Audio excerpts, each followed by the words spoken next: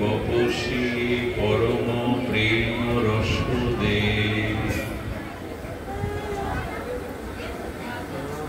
সদেকো প্রাণে নিষ্কপটকৃত ভাবস্মি ভবিতা কদা বা তস্য অলৌকিক সদন মানেন মম হৃদ্যকস্মাৎ শ্রী রাধা পদ নখ মণি জ্যোতির্য রোগদাত। কলিযুগ পাবন অবতার পরম প্রেমময় প্রেম পরতত্ত্ব সীমা রাসবিলাসের চরম পরিণতি প্রেম বিবর্ত বিলাস শ্রীমূর্তি সভজন বিভজন সর্বপ্রয়োজন অবতার সার শিরোমণি শ্রী শ্রী সচিনন্দন নদিয়া বিহারী শ্রী গৌরহরি পরম পাবন পতিত উদ্ধারণ পতিত তারণ প্রেম চিন্তামণি দাতা শিরোমণি পরম কারণী পরম দয়া অপ্রদ পরমানন্দ শ্রী শিলনিতায় চাঁদের মহা অনুকম্পায় ব্রজ নবযুবনন্দ রাধা মাধবীর অহেতুকী করুণায় আর্যাবর্ত পূর্ণভূমি আধ্যাত্মিকতার পীঠস্থান ভারতবর্ষের অন্যতম ধাম শিরোমণি চিন্তামণি ভূমি গৌরমণ্ডল স্থিত পানপাড়া হবিপুরস্থ শ্রী শ্রী নিত্যানন্দ ভজন কুঠিরে সান্ধ্যকালীন পরম ভাগবতীয় ভক্তিযজ্ঞের অমৃত যজ্ঞের যে আয়োজন, সেই পরম আয়োজনে সান্ধ্য অধিবেশনে শ্রীমন্দির শ্রীঅঙ্গনে হরিকথার শুভারম্ভে প্রারম্ভে অস্মদীয় পরমারাধ্য জীবন ধন জীবন সর্বস্ব প্রাতঃস্মরণীয় পরম বন্দনীয় শ্রী শিল গুরু মহারাজের আতুল আতুল পাবন পদারবিন্দে পরার্ধ কোটি দণ্ডবত প্রণতি। শ্রী শ্রী নিত্যানন্দ ভজন কুঠিরের পূজ্যপাদ আচার্য প্রাতঃস্মরণীয় বন্দনীয় চরণ, তার শ্রীচরণ কমল বন্দনা পূর্বক বীরনগর স্থিত গৌর বিষ্ণুপ্রিয়ার একান্ত সেবক আচার্য সহ গৌড়ীয় বৈষ্ণব কুলতিলক আচার্যজন, ভাগবতজন, সুধীজন, ভক্তজন, মহন্তজন, জ্ঞানীজন, মান্যজন, শ্রদ্ধাশীলা ধর্মশীলা দেবী মূর্তি ভাগবতী কল্যাণিয়া দেবী শক্তি মাতৃগণ, সকল সমাগত ভক্তচরণে দিন অতিদিনের সশ্রদ্ধ দণ্ডবত প্রণতি। কদা শৌরে গৌরে বমসী প্রমরে প্রমরেশ রস সঙ্গে সদেক প্রাণী নিষ্কপটকৃত ভাবহস্মি ভবিতা কদা বা তস্য অলৌকিক সদন মানেন মম হৃদ্যকস্মাৎ শ্রী রাধা পদ নখ জ্যোতির রোগদাত। শ্রীকৃষ্ণ চৈতন্য পরতত্ত্ব তারই একান্ত কৃপা ভাজন শ্রী মহাপ্রভুর পরিকারগণের অন্যতম শ্রী শিল প্রবোধানন্দ সরস্বতী পাদের অমর গ্রন্থ শ্রী শ্রী চৈতন্য চন্দ্রামৃতে সপ্ত প্রবাহে গ্রন্থকার আমাদের জানাচ্ছেন, হে সুরবংশজাত কৃষ্ণ, উন্নত উজ্জ্বল প্রেমরস প্রদাতা, হে রসিক ভক্তগণের প্রাণের প্রাণস্বরূপ, তোমার গৌর বিগ্রহ কবে নিষ্কপটে আমার রতি হবে। রাধে রাধে। প্রার্থনা করছেন কার কাছে গ্রন্থকার? হে সুরবংশ অবতংশ কৃষ্ণ, অদ্বয় অখণ্ড পরতত্ত্ব ভগবান শ্রীকৃষ্ণের কাছে গ্রন্থকার একান্ত অন্তরের প্রাণের আকুতি নিয়ে প্রার্থনা করছেন, হে সুর বংশ অবতংশ কৃষ্ণ, উন্নত উজ্জ্বল প্রেমরস প্রদাতা, রসিক শিখর রসিকেন্দ্র মৌলি, ভক্তজীবের প্রাণস্বরূপ প্রাণনাথ প্রাণনিধি তুমি, কিন্তু তোমার গৌর বিগ্রহ নিষ্কপটে কবে আমার রতি হবে। আচ্ছা, কৃষ্ণচন্দ্র রসিক শেখর রসিকেন্দ্র মৌলি ভগবানের কাছে এই প্রার্থনা কেন? কৃষ্ণ রূপে পিপাসা মিটবে না? শ্রীকৃষ্ণ স্বরূপে প্রেম রসে নিমগ্ন হওয়া যাবে না? হে রসস্বরূপ, হে প্রাণপতি, হে প্রাণেশ্বর, হে রসিকেন্দ্র মৌলি, হে রসিক শেখর, কবে তোমার গৌর রূপে নিষ্কপটে আমার রতি হবে।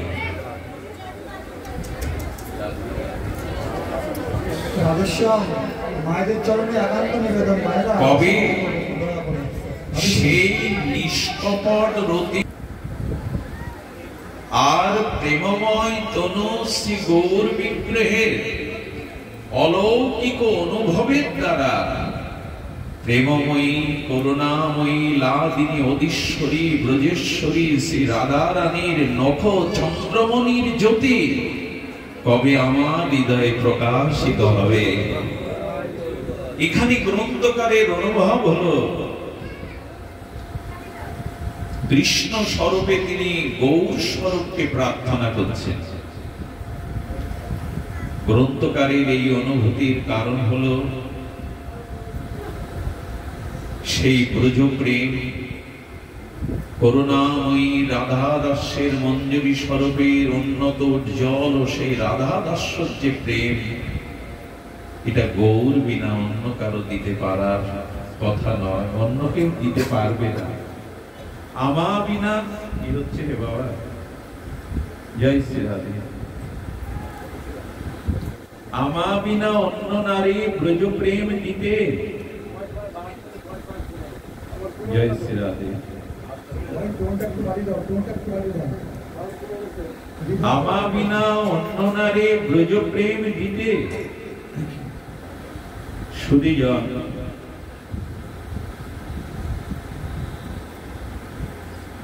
সেই অখিল রসিকেন্দ্র মৌলি রসিক শিখর ব্রজেন্দ্র নন্দন ভগবান শ্রীকৃষ্ণ স্বরূপে আমরা সেই রাধা রানীর অপর কৃপা করুণা প্রেম এটা গৌর স্বরূপেই প্রাপ্ত হব। এই জন্য গ্রন্থকারের অভিপ্রায় অনুভূতি যে কবে গৌর স্বরূপে নিষ্কপট রতি হবে। কি রে বাবা? জয় শ্রী রাধে। এই নিষ্কপট গৌর রতি আমাদের প্রার্থনা, কিন্তু গৌরাঙ্গে নিষ্কপট রতিমতির অপেক্ষা আছে। গৌর চরণে নিষ্কপট রতিমতি আসার সম্ভাবনা নাই, কারণ শ্রী গৌরাঙ্গ স্বরূপে দুটি জিনিস ক্রিয়াশীল, একটি হলো আকর্ষণ আর একটি হলো প্রেম, বিশ্ব প্রেম বা আমরা উজ্জ্বল উন্নত প্রেম। দেখুন, আকর্ষণই প্রেম আর প্রেমই আকর্ষণ, দুটি অভিন্ন বিষয়।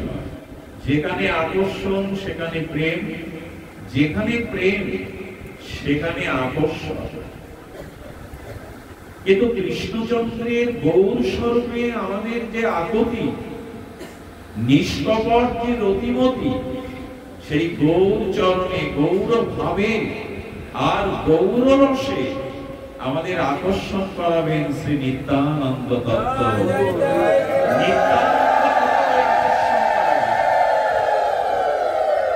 লৌহখণ্ড আছে,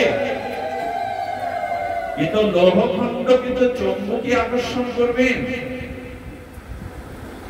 শ্রী গৌরাঙ্গ চরণের অতিমতি প্রেম আকতি তখনই জন্মাবে জীবে, যখন আকর্ষণ স্বরূপ নিত্যানন্দের প্রতি আমার আকতি জন্মাবে, নিত্যানন্দ করুণা সিক্ত হবে, তখনই না গৌর চরণে আমার আকর্ষণ হবে। একটু ভলিউমটা বাড়িয়ে দাও, কোথায় যেন আপ ডাউন করছে বারবার শব্দ। জয় শ্রী রাধে। এই জন্য নিত্যানন্দ আকর্ষণ তত্ত্ব। আচ্ছা, লৌহ এবং চুম্বক যদি পরস্পরে অবস্থান করে, লৌহকে স্বাভাবিক সত্তায় চুম্বক আকর্ষণ করে, কিন্তু না, লৌহখণ্ডের উপরে যদি কর্দমাক্ত কাদা বা আবর্জনা লেপন করা থাকে, চুম্বকের আকর্ষণ সত্ত্বেও, আকর্ষণ সত্তা ক্রিয়া থাকতেও কিন্তু লোহাকে আকর্ষণ করতে পারবে না। তদুপরি আপডাউন করছে বারবার।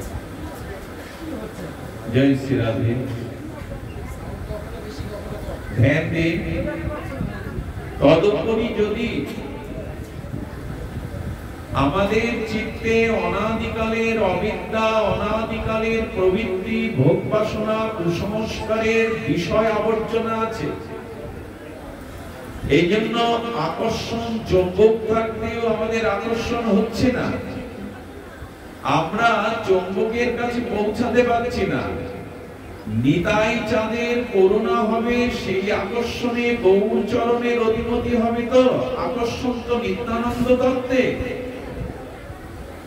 আমার সমবাদিশ জীব পতিত হয়ে গেছে, এখানে পতিত জীব আর নিত্যানন্দ স্বরূপে পৌঁছাতে পারছে না, কিন্তু নিতাই চাঁদ অকারণ করুণা বরুণালয়ে আর করুণাদাতা কৃপাদাতা হয়ে বলছেন, তুমি যদি পতিত হও, আমি পতিত পাবন রূপে এসেছি। তুমি পতিত হতে পারো, আমি পাবন রূপে এসেছি। তুমি আমার কাছে না আসতে পারো, আমি তো তোমার কাছে যেতে পারি। জগায় মাদায় নিত্যানন্দের কাছে যাননি, নিতাই চাঁদই জগায় মাদায়ের কাছে গিয়েছিলেন। আহা, কত ভরসার কথা, কত আশার কথা। আমার মতো মহাদিশ সংসার আসক্ত বিষয় ভিত্তিক কুসংস্কারে যারা পতিত, তারা নিত্যানন্দ চরণের আকর্ষণ অনুভব করছে না। কিন্তু কি করে নিত্যানন্দ চরণে যাব?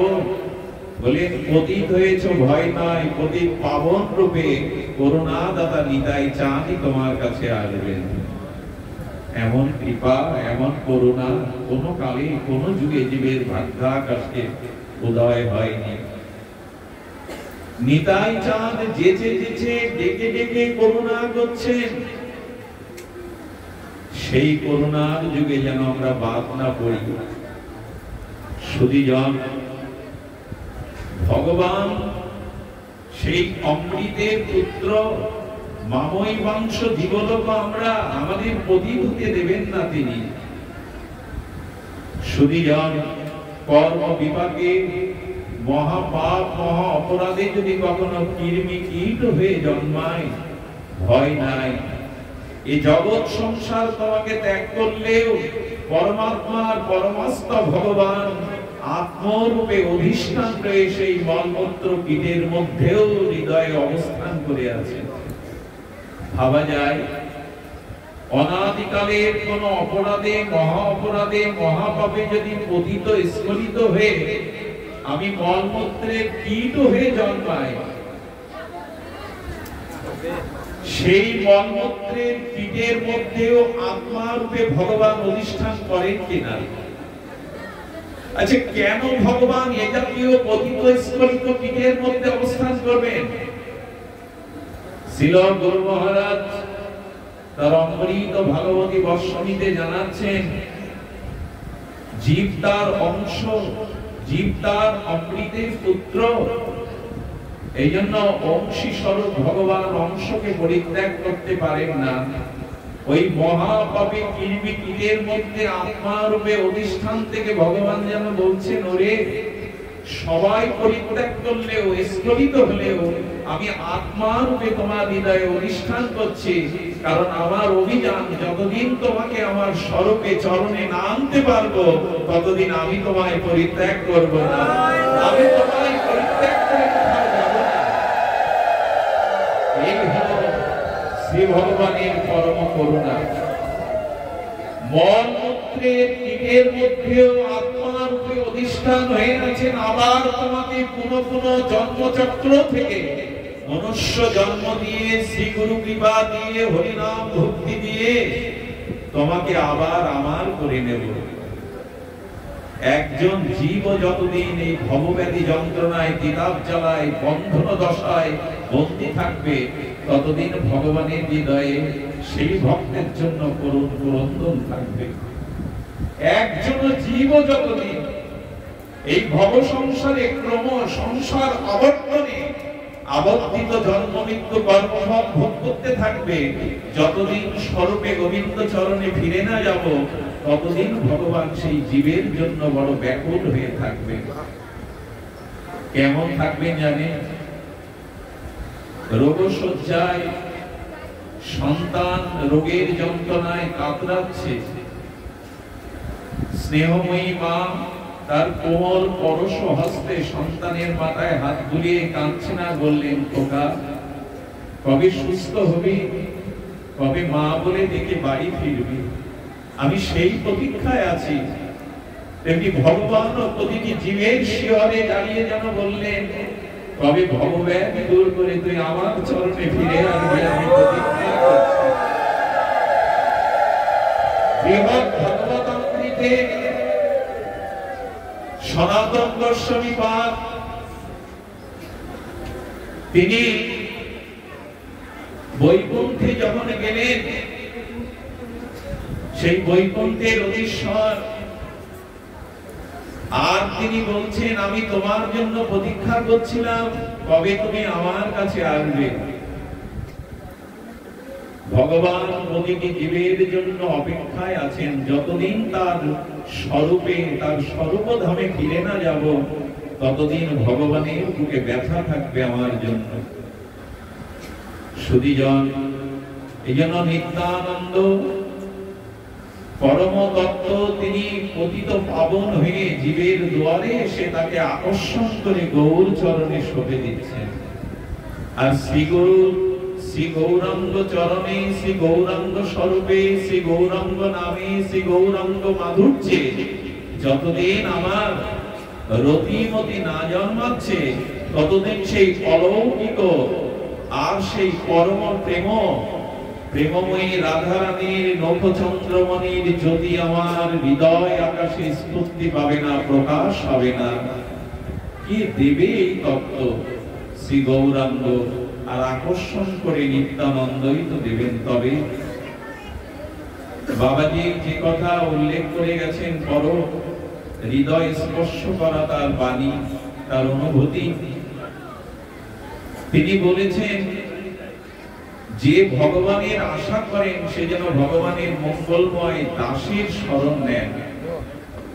আমাদের এই গৌর ভজন, যুগল ভজন সবকিছু নির্ভর করছে আনুগত্যের উপরে। গৌরাঙ্গ চরণের যিনি দাসানুদাস, সেই গৌর চরণে দাসের আনুগত্য ব্যতীত, মহৎ অনুভববেদ্য গৌর প্রেমসিক্ত হৃদয় যার, তার আনুগত্য ব্যতীত এই প্রেম পাওয়া যাবে না। আমি আপনাদের কাছে করজোড়ে নিবেদন করছি, কথাটি একটু ধ্যান দিন। গৌর দাস্যগণের যারা হৃদয়ে শ্রী গৌরাঙ্গকে, শ্রী নিত্যানন্দকে হৃদয় সিংহাসনে আসীন করে গৌর চরণের একান্ত সেবা শুভ তাৎপর্যের দাস হতে পেরেছেন, সেই মঙ্গল গৌর নিত্যানন্দের দাসের আনুগত্য নিতে হবে। শ্রী গুরু শ্রী বৈষ্ণব মহতের আনুগত্য না নিলে এই দিব্যতা, এই অলৌকিক রসসিক্ততা আমাদের জীবনে আসবে না। আনুগত্য কেমন জানেন? কোন বাড়ির মালিক কোন গৃহের মালিক আর উপাদেয় আস্বাদ্য কোন খাদ্য খাচ্ছেন, আর সেই আস্বাদ্য খাদ্য গ্রহণের কালে তারই বাড়ি পোষ্য যে সারমেয় কুকুরটা দেখবেন মালিকের দিকে ফ্যাল ফ্যাল করে তাকিয়ে থাকে। কেন জানেন? আমি তো তোমার আনুগত্যে পড়ে আছি, তুমি যে আস্বাদন করছো তার কণা মাত্র আমি পাবো এই আশা আমার আছে। সেই কুকুরটি মালিকের আস্বাদ্য বস্তুর দিকে তাকিয়ে আছে, আমি তো তোমার আনুগত্যে পড়ে আছি, নিশ্চয়ই তোমার আস্বাদিত বস্তু কিঞ্চিত তুমি আমায় দেবে। এই হলো আনুগত্য। নিতাই দাসের, গৌর দাসের চরণে কুকুরের মতো পড়ে থাকো। তিনি যে আস্বাদন করছেন, নিশ্চয়ই বলা মাত্র তিনি আমাকে বঞ্চিত করবেন না। এই আনুগত্য যদি না আসে না, কিছু পাওয়া যাবে না। দেখবেন মহাত্মান কোন অমৃত যখন অঞ্জলি করে পান করে, ওই অঞ্জলির পার্শ্বদের দিয়ে কিছু বিন্দু বিন্দু ছড়িয়ে পড়ে, নিচে পড়ে যায়। তেমন মহাজনগণ গৌর আনুগত্যে শ্রীগুরু মহাদেব কৃপায় যে প্রেমরস ভজন আস্বাদন করছে, তাদের পাশে গেলে যদি কণা মাত্র বিন্দু মাত্র পড়ে যায়, সেই আনুগত্য নিয়ে যদি পড়ে থাকা যায়, তবে এই প্রেম পাওয়া যাবে। আনুগত্য কেমন? দেখবেন কোন আচার্যের সাথে কোন যাজ্ঞিক, যজ্ঞকারী যাজ্ঞিক কোন ব্রাহ্মণ পণ্ডিতের সাথে তার একটি ছাত্র আসে, ছিল গুরু মহারাজের সাথে তার কোন দাসও আছে, সেবক আসে। তো যখন শ্রী গুরু মহারাজকে কেউ কিছু দান করে, বস্ত্রাদি, অর্ঘ্য আদি, তখন শ্রী গুরু মহারাজের আনুগত্য যে দাস থাকে সেও কিছু পায়। সবাই কি পায় বাবা? যিনি যজ্ঞের পৌরোহিত্য করতে যাজ্ঞিক ব্রাহ্মণ পণ্ডিত এসেছেন, তার ছাত্রকেও কিন্তু কিছু দেওয়া হয়, কারণ উনি আনুগত্য নিয়ে আছেন। এই গৌর গণের আনুগত্য না নিলে এটি পাওয়া যাবে না। এই জন্য আমাদের এই ভজনটি আনুগত্যের ভজন। গৌর গোবিন্দের দাস অনুদাসের চরণে পড়ে থাকো আনুগত্য নিয়ে, তিনি কৃপা করে, করুণা করে এই প্রেম দান করবেন, এই কৃপা দান করবেন। আজ আনুগত্যের বড় অভাব। আমার মতো মাদিসজি বা স্বতন্ত্র পথে চলতে চাই, কিন্তু এই পথটা স্বতন্ত্রের পথ নয়, আনুগত্যের পথ। ভক্ত সেবকগণের, গৌর দাস অনুদাসগণের আনুগত্যে পড়ে থাকতে হবে। সুধীজন, ভক্তের আনুগত্য না নিলে এই রসে সিক্ত হওয়া যাবে না, এই পরম বস্তু প্রাপ্ত হওয়া যাবে না। এই জন্য পড়ে থাকতে হবে আনুগত্যময়ী এই ভাবনা নিয়ে, স্বতন্ত্রতা নিয়ে কবে কিছু পাওয়া যাবে না। আনুগত্যময় জীবন কেন? সদেব প্রাণে নিষ্কপটকৃত ভাবস্মি ভবিতা। এই গৌরচন্দ্রে আর গৌর চরণে কেন প্রার্থনা করছেন কৃষ্ণচন্দ্রের স্বরূপের কাছে? তবে এই তত্ত্ব আপনাদের গৌরী বৈষ্ণবের জানা, পুনরায় সামান্য একটু উল্লেখ করা। সুধীজন, নিকুঞ্জ মন্দিরে প্রিয়া প্রিয়তম শ্যাম শ্যামা আর নিকুঞ্জ মন্দিরে বসে আছেন এই পরস্পর শোভামণ্ডিত নিকুঞ্জ প্রেমকুঞ্জ কাননে শ্যাম শ্যামা প্রিয়া প্রিয়তম বসে আছে, কিন্তু কৃষ্ণচন্দ্রের মুখ বদনে হাস্য নয়, পরমানন্দের ছটা জ্যোতি নাই। প্রেমময়ী রাধা ঠাকুরানী জিজ্ঞাসা করছেন, এই সুন্দর, এই মনোহর, এই পরম প্রিয়, আপনার শ্রীবদনে কেন উজ্জ্বল হাস্য আর উজ্জ্বল জ্যোতি নাই? শ্যাম সুন্দর বিরল বদনে বললেন, হে রাধে, হে প্রাণপ্রিয়ে, আমার নয়ন, আমার বদনে হাস্য উজ্জ্বল জ্যোতি কেন নাই জানো? আমি একটি ভাবনায় বিভোর হয়ে সমাধান খুঁজে পাচ্ছি না। কি ভাবনা তোমার? শ্যাম সুন্দর, ব্রজনাথ, ব্রজ জীবন, শ্রী রাধার প্রাণধন শ্রী গোবিন্দ তখন বলছেন, আমি গীতাতে কি কথা দিয়েছিলাম, সার্বভৌম গীতা শাস্ত্রে একটি কথা আমি অঙ্গীকার করেছিলাম, যে যথা মাং প্রবর্তন্তে স্তমস্ততৈব ভজন মহৎ, যে আমাকে যে রূপে ভজন করে তদনুরূপ ভজনীয় বস্তু আমি তাকে দান করি। কিন্তু রাধে, ব্রজ প্রেম, সখাদের প্রেম, নন্দ যশোদা পিতামাতার যে প্রেম আমার জন্য, তার বিনিময়ে আমি তো কিছু দিতে পারিনি। আমার প্রতিজ্ঞা, আমার বাক্য আমি রক্ষা করতে পারিনি। ব্রজ প্রেমের কাছে আমি বারবার ঋণী হয়ে গেছি। কিন্তু আমার স্বভাব যে ঋণ শোধ করা, আমি কারো কাছে ঋণ থাকতে চাই না। এই জন্য আমি ভাবনা রাজ্যে ডুবে গেছি, কি করে আমি ব্রজবাসীদের ঋণ পরিশোধ করব। জানো, ব্রজের কিছুকাল কাটিয়ে আমি দ্বারকায়, মথুরায়, আমার এই লীলার মধ্যে আমি বেশিরভাগ সময় দ্বারকাতে কাটিয়েছি। যেদিন আমি ব্রজ ছেড়ে আসবো তার আগের রাত্রে মা যশোদা প্রতিদিন একটু ঘি উষ্ণ গরম করে আনত, এনে বলতো, লালা, কানাইয়া, আমি তোকে ভুল করে দাম দিয়ে বেঁধেছিলাম, সেই জায়গাটায় তোর আজও ব্যথা আছে।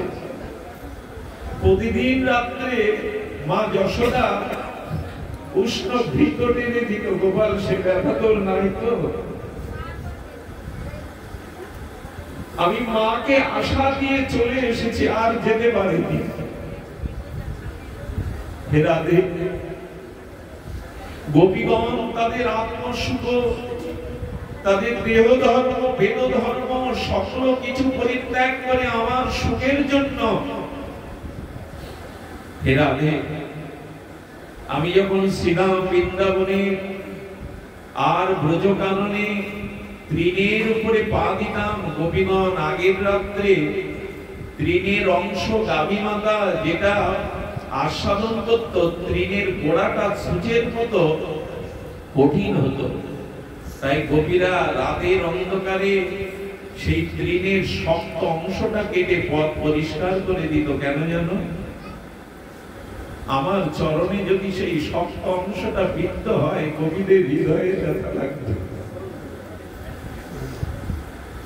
আশ্চর্য হতে হয়, রুক্মিণী দেবী কুরুক্ষেত্রে শ্রী রাধা ঠাকুরানীকে এক গ্লাস দুগ্ধ নিয়ে গেছেন, আর উৎকৃষ্ট দুগ্ধ রাধারানীর বদনে দেওয়ার জন্য যখন অনুমতি চাইছেন, বলেন, কৃষ্ণ হারা জীবের সঙ্গীত আর দুগ্ধ কি ভালো লাগে রুক্মিণী? যেদিন থেকে ব্রজনাথ, ব্রজ জীবন ব্রজ থেকে চলে গেছে, সেদিন সঙ্গীত এবং দুগ্ধ আমি মুখে দিতে পারিনি। বলেন, শ্যাম সুন্দরী পাঠিয়েছেন তোমাকে সেবার জন্য, এটা গ্রহণ করো। শ্যাম সুন্দরের কথা ভেবে দুগ্ধটা পান করলেন, কিন্তু রুক্মিণী দেবী দেখেননি যে দুগ্ধটা সেবা উপযোগী কিনা। দুগ্ধটা উষ্ণ ছিল, গরম ছিল। সন্ধ্যার সময় রুক্মিণী দেবী তার দ্বারকাধীশের কমল চরণ যখন সেবা করতে গেছে, দেখে গোবিন্দের কমল চরণে আর যেন লাল লাল ফোসকা উঠে গেছে, কে যেন তাপ দিয়েছে। প্রাণনাথ, গোবিন্দের চরণ কমলের তুলনা কি করে দিই বলুন তো? দেখুন, এই জগতে সব থেকে কমল হলো কমল দল, মানে পদ্ম ফুল।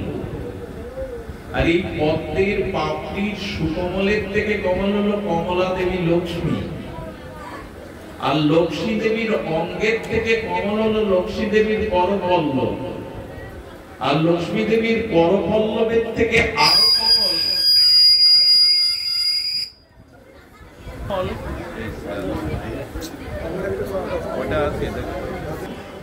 কারণ লক্ষ্মী দেবী যখন নারায়ণের চরণে শ্রীহস্ত দিয়ে সেবা করতে যান, তখন ভগবানের চরণটা লালিমা হয়ে যায়, লাল হয়ে যায়। লক্ষ্মী দেবী মাঝে মাঝে ভয় পান ওই চরণে হাত দিতে। সেই চরণ তাপে দগ্ধীভূত হয়ে গেছে। শ্যামসুন্দর বলছেন, দ্বারকাধীশ বলছেন, রুক্মিণী একটু আগে তো তুমিই পোড়ালে, তুমিই তো চরণ পোড়ালে, আমি আপনার চরণে তাপ দেব? দ্বারকাধীশ প্রাণনাথ বলে, হ্যাঁ, একটু আগে যাকে দুগ্ধ পান করালে ওই দুগ্ধটা ছিল তাপ, উষ্ণ। যাকে পান করিয়েছ সেই রাধারানীর হৃদয়ে আমার চরণ ছাড়া যে আর কিছু নেই, ওই চরণই পড়ে গেছে।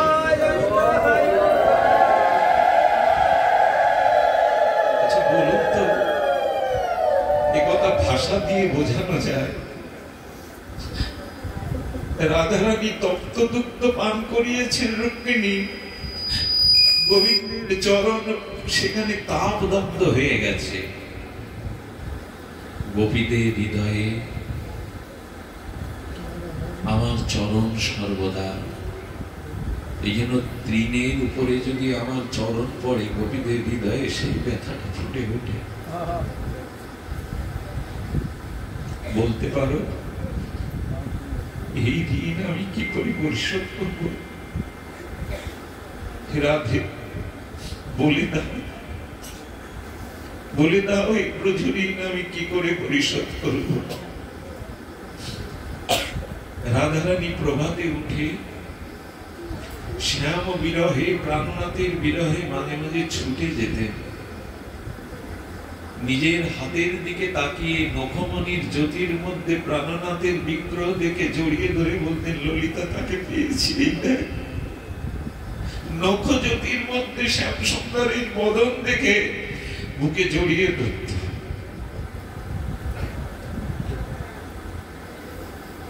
সখাকন্যা গোধূলি বেলায় মথুরার দিকে তাকিয়ে বলতো, মধুমঙ্গলকে সুবল বলতো, জানিস আমার ডান অঙ্গ কাঁপছে, আমার ডান চোখ লাগাচ্ছে, আজ বুঝি শ্যাম আসবে। ওরে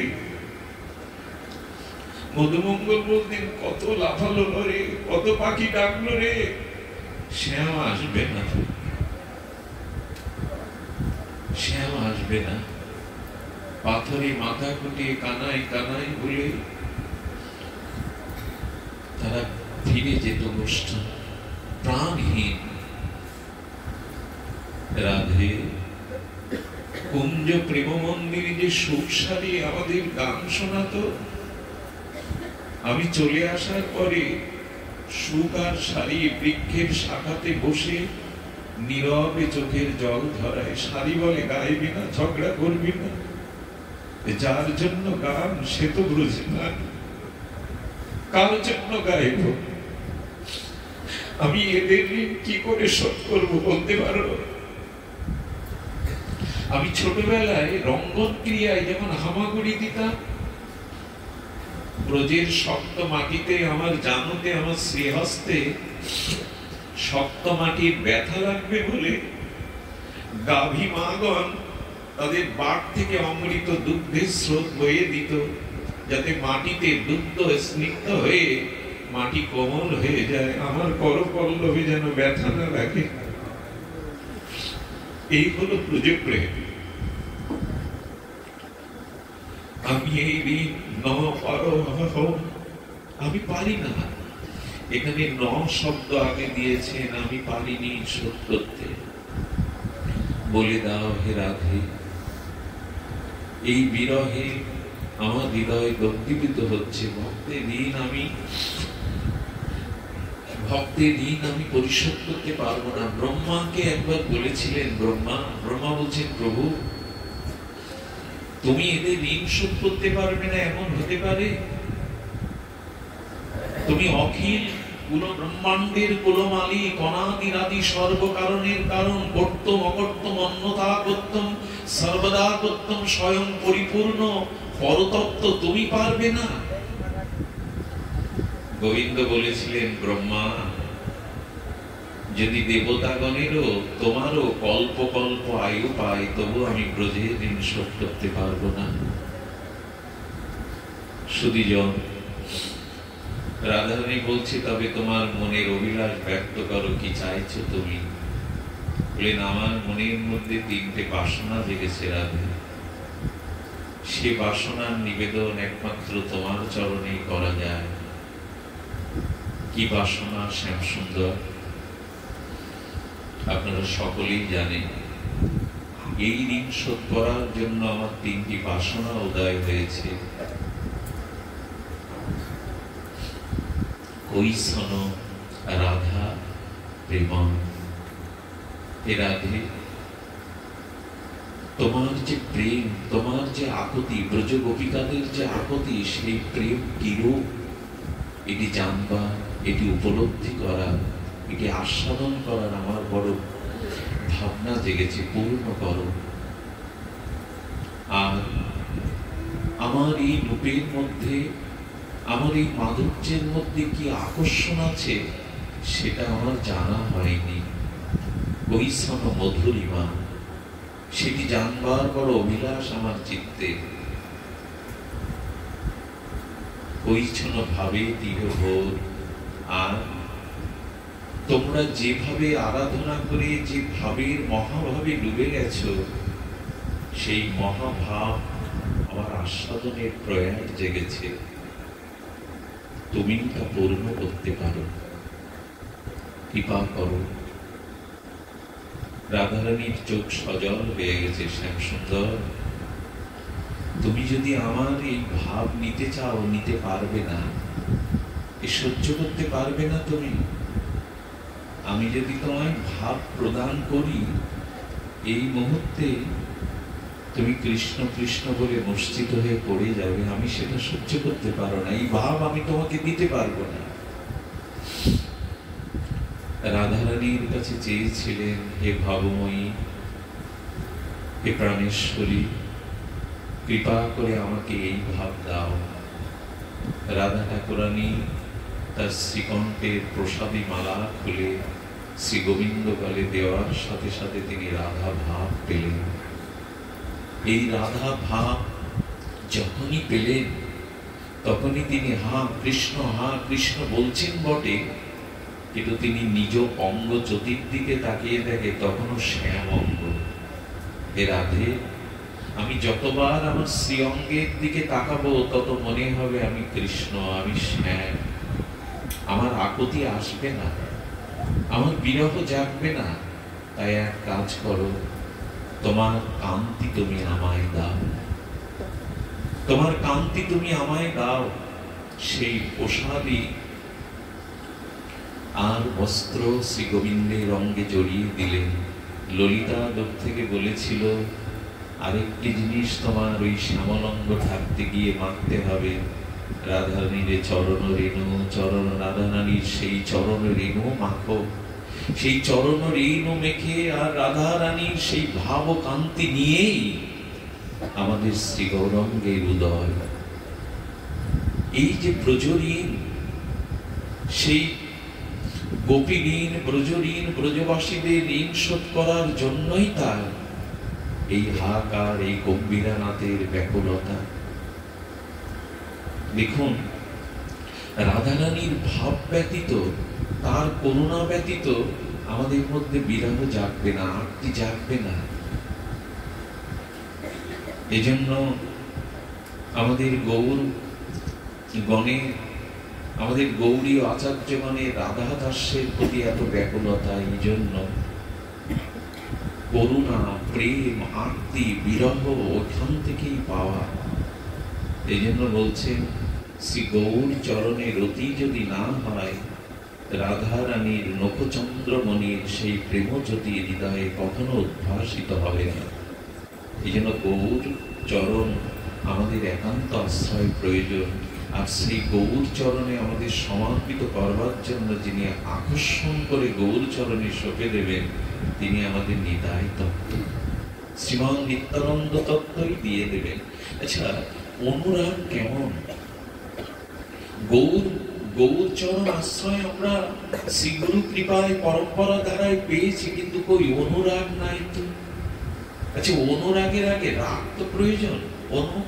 অনুরাগ, তার আগে রাগটা আমাদের বুঝতে হবে তো। রাগ কাকে বলে? রাগ হলো প্রবল প্রিয় বস্তুতে, সেই শব্দ বস্তুতে যে দুঃখের মধ্যেও পরম সুখানুভূতি, এরই নাম রাগ। এখানে রাগ মানে ক্রোধ না, এখানে রাগ মানে আসক্তি, রাগ মানে গাঢ় পিপাসা, এরই নাম রাগ। সেটি কেমন?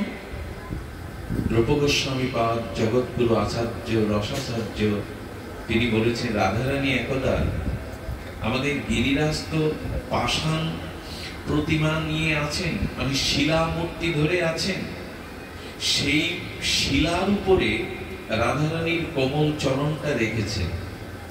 রাধারানীর কোমল চরণটা শিলার উপরে রেখেছেন, কিন্তু সেটি জ্যৈষ্ঠ মাস। সেই জ্যৈষ্ঠ মাসের সূর্য কিরণের তাপ প্রবাহে পাথর পাষাণটি কেমন তপ্ত হয়ে গেছে, তার উপরে রাধারানী চরণ রাখতে পারে? বলে রাধারানীর চরণে তাপ লাগছে না? বলছে লাগছে না। কেন জানো? ওই গিরিরাজের উপরে উঠে রাধারানী রাধা কুণ্ডের তীরে শ্যাম সুন্দর গোচারণ ভূমিতে লীলা করছেন, ওই দর্শন করছেন উঠে। বলে তাপটা লাগছে না রাধারানীর চরণে, করুণাময়ীর চরণে? বলে তাকে বাবার সম্ভাবনা নাই তো, কারণ রাধারানীর চরণ কমল এত কমল। আচ্ছা, তুলো যদি খুব পরিপাটি করে আরো পেঁচা করে ফেসা হয় না, তুলোটা এত সূক্ষ্ম হয়, ওর উপরে সুচ দেবেন, সুচ বসবে না। খুব সূক্ষ্ম বস্তুতে সুচটা ফেলে দিলে সুচ বসবে না। রাধারানী গোবিন্দ দর্শনের জন্য তার কমল চরণ এতখানি সূক্ষ্ম হয়ে গেছে, ওখানে পাষাণের কিরণ তাপ উপলব্ধি হচ্ছে না। এর নাম রাগ। প্রিয় বস্তুতে যদি আসক্তি পিপাসায় চরম দুঃখ তাপও সুখ অনুভূতি হয়, এর নাম রাগ। আমাদের হয় কি তা? দুঃখেও যার সুখানুভূতি হয়, এরই নাম রাগ। এই জন্য প্রিয়ের জন্য কষ্টকে কষ্ট কেউ মনে করে না, কারণ ওই প্রিয়তা, ওই আসক্তি তাকে দুঃখের মধ্যেও পরমানন্দ দান করে। আমাদের গর্ভধারিণী মায়েদের জিজ্ঞাসা করবে, মা, প্রসব বেদনার থেকে বড় বেদনা তো এই জগতে নাই, এই বেদনা চাও কেন? বলো, এই বেদনার মধ্যে লুকিয়ে আছে নারী জন্মের পরম আনন্দ। এই জন্য প্রত্যেকটি রমণী একদিন এই বেদনা চায়, কারণ এই বেদনার মধ্যে লুকিয়ে আছে পরমানন্দ। ব্যথায়ও আনন্দ থাকে যদি প্রিয়তা থাকে, যদি রাগ থাকে, আসক্তি থাকে। এই যে আপনারা কত বিজ্ঞজন, কত দূর দূরান্ত থেকে এখানে বসবার ভালো জায়গাও পাননি, কষ্ট করে কত দূরে দাঁড়িয়ে আছেন। এই কষ্টটা আপনাদের কষ্ট মনে হচ্ছে না, কারণ গোবিন্দ গুণগাথায় আপনাদের আসক্তি আছে, আপনাদের রতি আছে।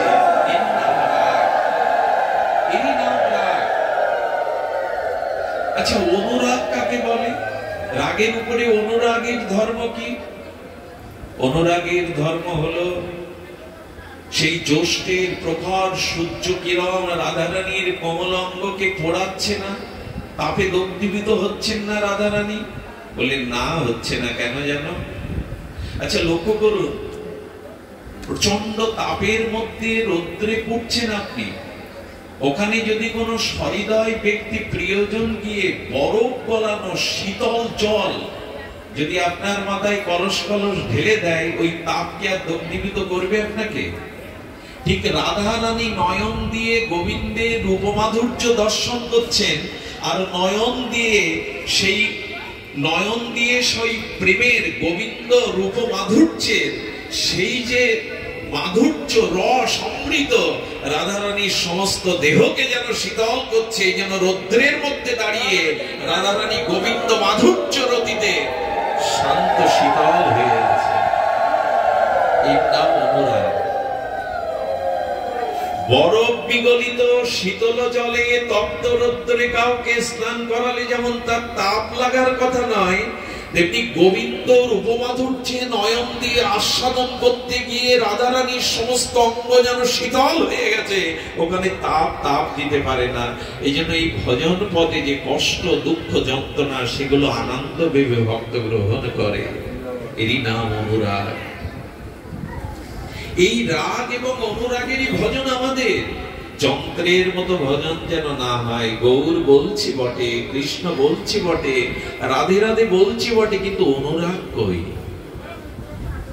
অনুরাগে ভজ সদা, প্রেম ভাবে লীলা কথা। অনুরাগটাই চাই।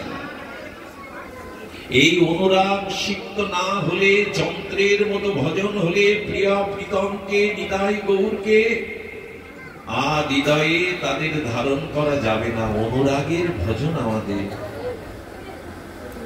আচ্ছা, অনুরাগের ধর্ম কি জানেন না? অনুরাগের ধর্ম পূর্ব রাগ জাগিয়ে দেয়। অনুরাগের ধর্ম পূর্ব রাগকে জাগিয়ে দেয়, প্রিয়া মিলনের জন্য ব্যাকুলতা আনিয়ে দেয়। কেমন জানেন? পূর্ণমাসী দেবী এসেছেন রাধা ঠাকুরানীর নিকটে। পূর্ণমাসী যোগমায়া দেখতে এসেছেন রাধারানীর পূর্ব রাগের কি দশা।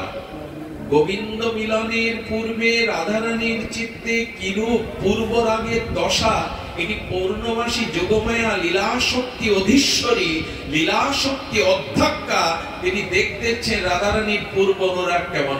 অনুরাগ না হলে মিলনে আনন্দ নেই। অনুরাগ না হলে মিলনে আনন্দ নেই। দেবী যখন এসেছেন, করুণাময়ী রাধারানী দেবীর চরণে প্রণাম করে বলছেন, মাতা, হে দেবী, আমি বাঁচবো না, আমার বাঁচবার কোনো উপায় নাই। রাধে, পূর্ণমাসী দেবী বলছেন, কেন রাধিকা, তুমি কেন বাঁচবে না? কি হয়েছে তোমার, আমায় খুলে বলো। ঘরে বাইরে যেদিকে দৃষ্টি দেয় দেখি সেদিকে শ্যামসুন্দর আগলে দাঁড়িয়েছেন, আমার যাওয়ার কোনো রাস্তা নেই। পূর্ণমাসী দেবী দেখতে এসছেন পূর্ব রাগটা রাধারানীর হৃদয়ে কিভাবে অনুরাগ সিক্ত হয়েছে, তারপরে তো মিলন। এই দেখুন, ভগবান পেয়েও কি পাওয়া হয়? ভক্তি না থাকলে, অনুরাগ না থাকলে, উৎকণ্ঠা না থাকলে ভগবান পাওয়া নয়। আরে আমাদের পুতনা তো গোবিন্দকে বুক থেকেই ছুঁড়ে ফেলে দিতে চাইলো, ভগবানকে বুকে পেলে কেউ ছুঁড়ে ফেলে দিতে চায়? পুতনা কেন গোবিন্দকে ছুঁড়ে ফেলে দিতে চাইছে? পুতনার হৃদয়ে গোবিন্দের অনুরাগ নেই, প্রীতি নেই, উৎকণ্ঠা নেই। তাই ভগবান পেলেও পাওয়া নয় যদি হৃদয়ে পূর্ব রাগ বা অনুরাগ না থাকে। অনুরাগ চাই, প্রীতি চাই, তাহলে ভগবানকে বুকে নিয়ে কেউ ফেলে দিতে চায়? অবশ্য গোবিন্দ বলেছিলেন, পুতনা, তুমি যেমন ছুঁড়ে ফেলে দিতে চাইছো, আমারও ধর্ম জড়িয়ে ধরা। যে আমাকে ধরে আমি আর তাকে ছাড়ি না, যে একবার আমায় ধরে আমি আর তাকে কখনো ছাড়ি না। তুমি ছেড়ে দিতে চাইলে কি হবে? আমি তোমাকে ছাড়বো না। এই জন্য হৃদয়ে পূর্ব রাগ চাই। লক্ষ্য করুন, রাধা ঠাকুরানীকে পূর্ণমাসী দেবী বলছো, যেদিকে যাও গোবিন্দকে দেখে, কোথাও যাওয়ার রাস্তা নাই। বলো না। আচ্ছা, যখন সামনে দাঁড়ায় অন্যদিকে পালিয়ে যাবে, অন্য রাস্তা ধরে চলে যাবে। বলে যেদিকেই দৌড় দিয়ে যেতে চাই, দুবাহু প্রসারিত করে আমার পথ আগলে দাঁড়ায়। আমার কোনো দিকে যাওয়া হয় না, আমি পালাতে চেষ্টা করেছি, কিন্তু যেদিকে যাই দুবাহু প্রসারিত করে আমার পথ আগলে দাঁড়ায়। পূর্ণমাসী দেবী পরীক্ষা। দেখুন, এখানে একটা কথা বলা দরকার, তখনও কিন্তু রাধারানীর কৃষ্ণ দর্শন হয়নি, নয়নে এখনো তাকে দেখেনি। তার আগে এই দশা। বললেন, যখন সে আগলে দাঁড়ায় তুমি তো চিৎকার করতে পারো, চিৎকার করলে অন্য লোক এসে তো তোমাকে ছাড়িয়ে নিতে পারে। বলে যখনই চিৎকার করে বাজবার জন্য ডাকতে যায়, তার কোমল হস্ত আমার মুখবাদের আচ্ছাদন দিয়ে আমাকে ডাকতেও দেয় না। বলে যদি ডাকতে না দেয়, এক কাজ করো না, রূঢ় মুদ্রা প্রয়োগ করো, আরে গোবিন্দের কমল করপল্লবের অঙ্গুলিটি কামড়ে নাও, তাহলে তো ছেড়ে দেবে। বলে যখনই কামড়াতে যায় তখনই তো আমার চরণ দড়িয়ে ধরে বলে, আমাকে ছেড়ে যেও না, এ চরণ ছেড়ে যেও না, আমাকে ছেড়ে যেও না, আমার যাওয়ার রাস্তা নাই। তখনও কিন্তু কৃষ্ণ দর্শন রাধিকার যোগমায়া দেবী তখনও মিলন করায়নি। আহা কি অনুরাগ, কি অনুরাগ, তখনও কিন্তু মিলন করাননি। পূর্ণমাসী দেবী দেখছে আর অনুরাগ কিভাবে গাঢ় হচ্ছে। হে রাধে, হে রাধে বললেন, দেবী মা, আমার উপায় নেই, একটি বর দিতে পারো আমায়? ধ্যান দিয়ে শুনুন, ঠাকুরানী বলছেন, আমাকে একটা বর দাও মা। পূর্ণমাসী লীলা চালিকা শক্তি আর ব্রজের লীলা অধ্যক্ষা পূর্ণমাসী দেবী বললেন, কি বর চাই? বলে আমাকে মৃত্যু দাও। মরে কি হতে চাও? বলে মরে একটা ভ্রমর হতে চাই। বলে ভ্রমর হয়ে কি হতে চাও? শ্রী গোবিন্দ বলে যে বৈজয়ন্তী মালা, তাই সেই বৈজয়ন্তী মালার কুসুমের মধ্যে আমি তার বুকের স্পর্শ অনুভূতি আনন্দকে উপলব্ধি করতে চাই, এছাড়া উপায় নাই। দেবী আমায় বর দাও, আমি মরে যেন ভ্রমর হয়ে বৈজয়ন্তী গোবিন্দের গলে মালার মধ্যে আস্বাদন করতে পারি। পূর্ণমাসী দেবী বিশাখাকে ডেকে বললেন, বিশাখা আর নয়, পূর্ব রাগের বহি জ্বলবার ধোঁয়া যেন জ্বলে উঠবার অপেক্ষা, গোবিন্দের একটা চিত্রপট এঁকে দিয়ে দাও। এই বিশাখা দেবী গোবিন্দের চিত্রপট এঁকে রাধারানীর প্রাণ রক্ষা করেছিলেন। সুধীবৃন্দ, এই হলো পূর্বরাগ উৎকণ্ঠা। কবে হবে আমাদের? এ একমাত্র দিতে পারে নিতাই চৈতন্যের চরণের দাস অনুদাস, যাদের এরূপ আকুতি, যাদের এরূপ উৎকণ্ঠা, যাদের এরূপ রাগ অনুরাগ সৃষ্টি হয়েছে, তাদেরই করুণা চায়, তাদেরই সঙ্গ চায়। এই রসিক জনের সঙ্গ ব্যতীত এই স্পৃহা জাগবে না। অনুরাগের ধর্ম দেখুন, নব নবায়নমান, চির নূতন, চির আস্বাদন। ললিতা বিশাখা মাঝে মাঝে রাধারানীর সম্মুখে এসে না কৃষ্ণ নাম নিতেন না, কারণ যেই কৃষ্ণ নাম নিত, ওই কৃষ্ণ নাম কর্ণ দিয়ে হৃদয়ে প্রবেশ করে রাধারানী মূর্ছিত হয়ে যেতেন, উতলা হয়ে যেতেন। কেউ কি চাইতো আমাদের সখী উতলা হাক, মূর্ছিত হাক, ধুলাই লুটাক? আচ্ছা, অনুরাগ দেখুন, উৎকণ্ঠা দেখুন, কে গো শোনাইল শ্যাম নাম। একটি নাম হৃদয়ে পর্ষণ করলে উতল হয়ে যায় তিনি। এই হলো রাগ। আমাদের ভজনটা এই অনুরাগের, যান্ত্রিকতার নয়। ললিতা সখীর কণ্ঠে কৃষ্ণ উচ্চারণ হতে যাবে, তার আগে ললিতা সতর্ক হয়ে উচ্চারণ করেননি। কিন্তু রাধারানীর অনুভূতিতে বুঝতে পেরেছে ললিতা কৃষ্ণ উচ্চারণ করতে গেছে। যেই বলেছে, ললিতা কার নাম শোনালি, কার নাম বলতে চেয়েছিলি? আমার কর্ণে এসে প্রাণটা কেন উতল হচ্ছে? নাম এখনো বলেনি, কেবল নাম বলবার জন্য কণ্ঠে এসেছে নামটা। আমি কি করে বোঝাই বলুন? তরুরা কেমন জানেন? বড় পণ্ডিতজি বলেছিলেন রাধাকুণ্ডে, একটা ছোট বালক কিশোর প্রতিদিন একটা বাস নবদ্বীপে আসতো। তাদের সেই এলাকা থেকে বাসটা নবদ্বীপে আসতো। ও করতো কি, প্রতিদিন সকালে আর বিকালে একটি আখ ক্ষেতের পাশে দাঁড়িয়ে ওই বাসটাকে প্রণাম করতো। আর বাসের যে ধুলো উড়ে যেত, ওই ধুলোগুলো ও গায়ে মাখত। গ্রামের একজন ব্যক্তি তার পিতাকে বলল, তোমার ছেলেটা এই সকাল বিকাল এই বাসটার পেছনে ধুলো মাখে প্রণাম করে কেন, শুনে দেখো তো। বাবা দিকে ঘরে বলছে, কি রে খোকা, বাসে কাকে দেখিস, বাসটাকে কেন প্রণাম করিস? বাবা, চিন্তামণি ভূমি নবদ্বীপে ওই বাসটা প্রতিদিন আসে, ওর মধ্যে নবদ্বীপবাসী কোন গৌরগত প্রাণ হয়তো আছে। ওই বাসের চাকার মধ্যে নবদ্বীপের ধুলা মাখানো আছে।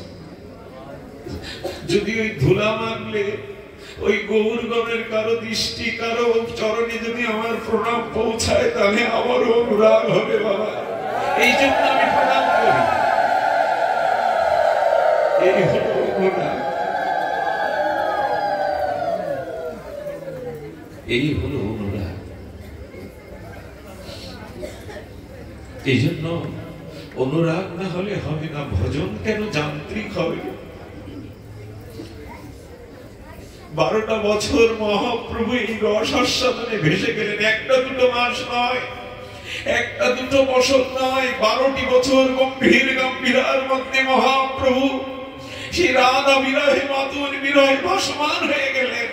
কবু অঙ্গ ক্ষীণ হয়, কবু অঙ্গ ফুলে, লঙ্কবে রক্তগম দন্ত সব হলে, কবু অঙ্গ ক্ষীণ হয়, কবু অঙ্গ ফুলে, রক্ত অস্থি মজ্জা বিগলিত হয়ে যাচ্ছেন, কখনো হস্তপদ ভেতরে প্রবেশ করে কর্মাকৃতি হয়ে যাচ্ছেন। তীব্র অনুরাগ, তীব্র উৎকণ্ঠাই পিপাসারই ভজন। ওই আমাদের মধ্যে বেশ তো আছে, সংসারে রূপ যৌবন দেহ গেহ এই নিয়েই তো মেতে আছি, অনুরাগ হলো না। ললিতা সখীকে বলছেন, ললিতা যে নাম বলতে চেয়েছিলি সেই নাম আমি আগে কখনো শুনিনি, বল না সেই নাম। ললিতা তখন বলছেন, ও কৃষ্ণ নাম শুনিসনি তুই? এর আগে শুনিসনি? না রে। দেখুন, এই হলো নব নব অনুরাগ, নব নবায়নমান অনুরাগ। যেন শুনলেই মনে হবে প্রথম শোনা, প্রথম দর্শন, প্রথম শ্রবণের একটা ব্যাকুলতা থাকে না বাবা? তো রাধারানী বলছেন, এই নাম যেন আমি প্রথম শ্রবণ করছি। এই নাম কোথায় পেলি? আহা, এক নামেই রাধারানীর এই ব্যাকুলতা, এত পিপাসা, এত রাগ, এত প্রীতি। বলে দেখ, যার নাম এত মধুর রে, সে কৃষ্ণ রূপ মাধুর্য এত মধুর হতে পারে, তাকে তো কখনো দেখিনি সেই মাধুর্য। ললিতা বলছে, একটু অতিরিক্ত হয়ে যাচ্ছে না রাধে? আরে অন্যের কথা বাদ দিলাম, একটু আগেই তো নিকুঞ্জ মন্দিরে তোমার হাতে তার হাত দিলাম। আরে শ্যাম সুন্দরের হৃদয়ে তো তুমি সর্বদা ক্রীড়া করো, তুমি গোবিন্দ রূপ দেখনি, গোবিন্দ মাধুর্য রূপ আস্বাদন করনি? একটু আগে আমি তো তোমাকে মিলিয়ে দিলাম। সুধীজন, রাধারানীর কর্ণে যখন এই কথা ললিতা বলেছে, যেন অতল সমুদ্রে তলিয়ে গিয়ে রাধারানী ডুবুরের মতো খুঁজে পেয়েছে। ও একটু আগেই তো ললিতা আমার হাতে শ্যামসুন্দরের হাত দিয়েছিল। ভাবতে পারেন, একটু আগে যে হাত ললিতা মিলন করিয়ে দিল, বলছেন আমি তো তাকে দেখিনি, সেই রূপ আস্বাদন হয়নি। কবে হবে বাবা? রাধারানীর এই অনুরাগ আমরা পেতাম না, কারণ এটা ব্রহ্মারও সাধ্য নেই পাওয়ার। এই জন্য তো গৌর রূপের প্রার্থনা করছেন পদকর্তা, এই অনুরাগ তুমি গৌর হয়ে যাবে, আসবে রাধা ভাবকান্তি নিয়ে, তখনই আমরা পাবো, তাছাড়া পাবো না। এই জন্য বললেন, কসমাৎ শ্রী রাধা পদ নখ মতি জ্যোতি রূপী রোধগ্রাত, তুমি গৌর রূপে স্বরূপে দেখা দাও, যাতে ওই রসে ওই অনুরাগে আমরা সিক্ত হতে পারি। কৃষ্ণচন্দ্র ভগবান এভাবে দান করতে পারেননি। সুধীজন, এই জন্য গৌর স্বরূপের আমাদের এত আকুতি, গৌর চরণে প্রণতি আসক্তি না হলে এই কৃপা পাওয়া সম্ভব নয়। এই জন্য পদকর্তার এই সেই বপুষী, কবে তোমার সেই অচিন্ত নিরূপ মাধুর্য সম রাধা ভবদ্যুতি সুবলিত তনু গৌর রূপে আমরা তোমাকে পাব। এই গৌর স্বরূপে, নিত্যানন্দ স্বরূপে প্রাপ্তির সুযোগ আমাদের সামনে। কিন্তু আমরা পশ্চাৎগামী হয়ে যাচ্ছি। এই গৌর মণ্ডলে জন্মিয়ে কি গৌর অনুরাগ হলো আমাদের, প্রীতি হলো আমাদের? সুধীজন, এই জন্য বাবাজি যে সূত্রটা দিয়ে গেছেন, সেই রাধা রানীর কৃপা করুণা কণা নিয়ে আর জীবের সম্মুখে এই মাধুর্য রূপে দাঁড়িয়েছেন করুণার অবতার শ্রীমান চৈতন্য মহাপ্রভু, অক্রৌদ পরমানন্দ প্রেমদাতা শিরোমণি নিতাই চাঁদ। এই জন্য আমাদের আর কোনো জায়গা নেই, যাবো কোথায় আমরা? আমাদের আর কোনো তো জায়গা নেই যাওয়ার, গৌর চরণ ছাড়া, নিতাই চরণ ছাড়া আর যাবো কোথায়? আর তো কোনো জায়গা আমাদের নাই, আর তো কোনো স্থান আমাদের নাই, আমরা অন্য কোথাও যেতে চাই না। আরে গোপকুমার বৈকুণ্ঠে গিয়ে বলছেন আমার এখানে ভালো লাগছে না। আরে গোপকুমার বৈকুণ্ঠে গিয়ে বলছেন, তাকে রাখাল বেশে ব্রজ দর্শন করালেও বলছে আমার প্রাণ এখানে বসছে না। এই জন্য বড় সৌভাগ্যক্রমে গৌর নিত্যানন্দের এই অবতারে আমাদের জন্ম হলো। কিন্তু সেই জন্মের সার্থকতা কি আমরা করলাম? আমি যে দেশ হতে আপনাদের চরণ দর্শনে এসেছি, আমি বঙ্গদেশের মানুষ। এই অনুরাগ, এই বঙ্গদেশে কেন বলছি, এই বঙ্গদেশে মহাপ্রভু, দেখুন আমরা গঙ্গার ওপারের মানুষ, আমরা পাণ্ডব বর্জিত স্থানের মানুষ বলে আমাদের এক সময় গালি দেওয়া হতো। যারা পাণ্ডব বর্জিত, যারা গঙ্গার ওপারের মানুষ, একসময় একটা কলঙ্ক আমাদের কপালে লেখন করা হয়েছিল। আমার মনে হয় প্রদীপ পাবন গৌর হরি দৃষ্টি দিয়েছিলেন, এই জন্য বললেন না তোমাদের এই কলঙ্ক থাকবে না। এই জন্য গৌরগণ, গৌর দাসগণ, গৌর পরিকরগণকে প্রভু পূর্ব বাংলায় পাঠালেন খেতুরি রাজশাহীতে কৃষ্ণানন্দের পুত্র রূপে নিত্যানন্দ আবেশ মরতি প্রেম ভক্তির মহারাজ ছিল নরোত্তম ঠাকুর দাস মহাশয়কে। পাঠালেন নামাচর্য নামের মহিমা প্রকাশে ঠাকুর হরিদাসকে। পাঠালেন পুণ্ডরিক বিদ্যানিধিকে, লীলাচলে বসে বসে যার জন্য মহাপ্রভু আত্মীতে বাপ বাপ বলে ডাকছে, পুণ্ডরিক পুণ্ডরিক বলে ডাকছে। শুধু কি তাই, শ্রীহট্টের মাটিতে মেশানো আছে বাসুদেব ঘোষের মহামহিমা, আছে নীলম্বর চক্রবর্তীর বাড়ি, শচীর মায়ের বিদ্যালয়, আছে চন্দ্রশেখরের ভূমি, আছে আচার্য প্রভু শ্রীবাস ঠাকুরেরও আবির্ভাবস্থলী শ্রীহট্টের মাটিতে। প্রভু পাঠালেন গৌরগণকে, পাণ্ডবরাও যাদের চরণ বন্দনা করে। এই জন্য মহাপ্রভু অকারণ করুণা বরুণালয় হয়ে বঞ্চিতকে আর স্খলিত পতিতকে সেই ব্রজের রস সুধা দান করার জন্য এসেছেন। এই জন্য তো গৌর রূপে প্রার্থনা, তুমি এসো, তুমি স্বরূপে এসো, আমাদের জন্য এত করুণা নিয়ে কি আসবে। উৎকণ্ঠার কথা বলছিলাম, আমরা বলছিলাম এই উৎকণ্ঠা, এই ব্যাকুলতা নরোত্তম ঠাকুর মশাই ধীরে ধীরে বড় হয়েছিলেন। আর ধীরে ধীরে যখন শশীকলার ন্যায় কিছুটা কিশোর রূপ নিতে যাচ্ছেন, তখনই পিতা কৃষ্ণানন্দকে বললেন, বাবা পিতা আমি পদ্মায় স্নানে যাব। পদ্মা যেন তাকে টানছে। অনুরাগ কেমন শুনুন, ঠাকুর মশাইয়ের ছোটকালের অনুরাগ। বলে রাজপুত্র তুমি পালকিতে চড়ে বেহারার পিঠে উঠে পদ্মায় স্নান করতে যাবে? বললো না বাবা, পালকিতে উঠে আমি যাব না। তো কি করে যাবে? পায়ে হেঁটে যাবে? তো তোমার সাথে আমার সেবক বৃন্দ যাবে। একা কেন যাবে? তুমি শিশু, তোমার সাথে যাবে। বললো না আমি পায়ে হেঁটে যাব না, সাথে কাউকে নেব না। তো কি করে যেতে চাও? বাবা আমি ধুলায় গড়াতে গড়াতে পদ্মায় যাব, ধুলায় গড়াতে গড়াতে আরে রাজপুত্র তুমি ধুলায় গড়াতে গড়াতে কেন যাবে?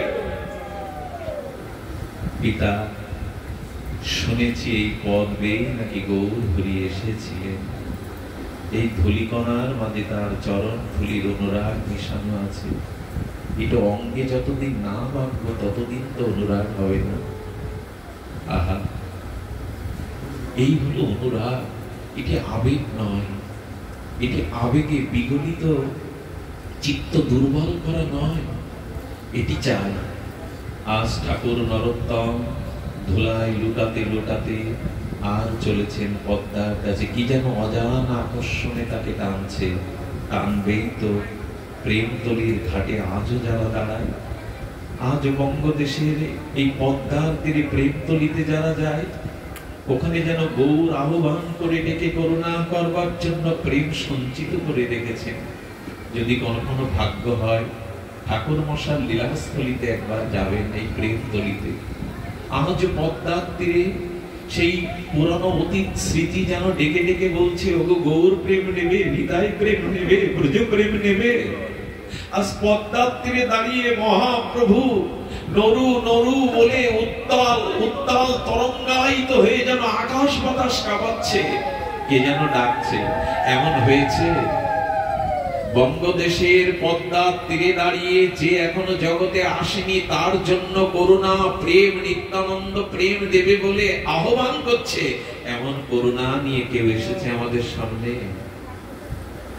পদ্মার বুকে সেই সুরক্ষিত প্রেম আর নেওয়ার জন্য গিয়ে যখন কাঁপছে নরোত্তম, সেই পদ্মার চরে গিয়ে সেই বালুমকা রেণুতে যখন কাঁদছে, না এখানে কেন এত আকর্ষণ, কেন আমার চিত্ত মন এখানে এমনি করে কে আকর্ষণ করছেন, বলতে বলতেই পদ্মায় ঝাঁপ দিয়ে দিল।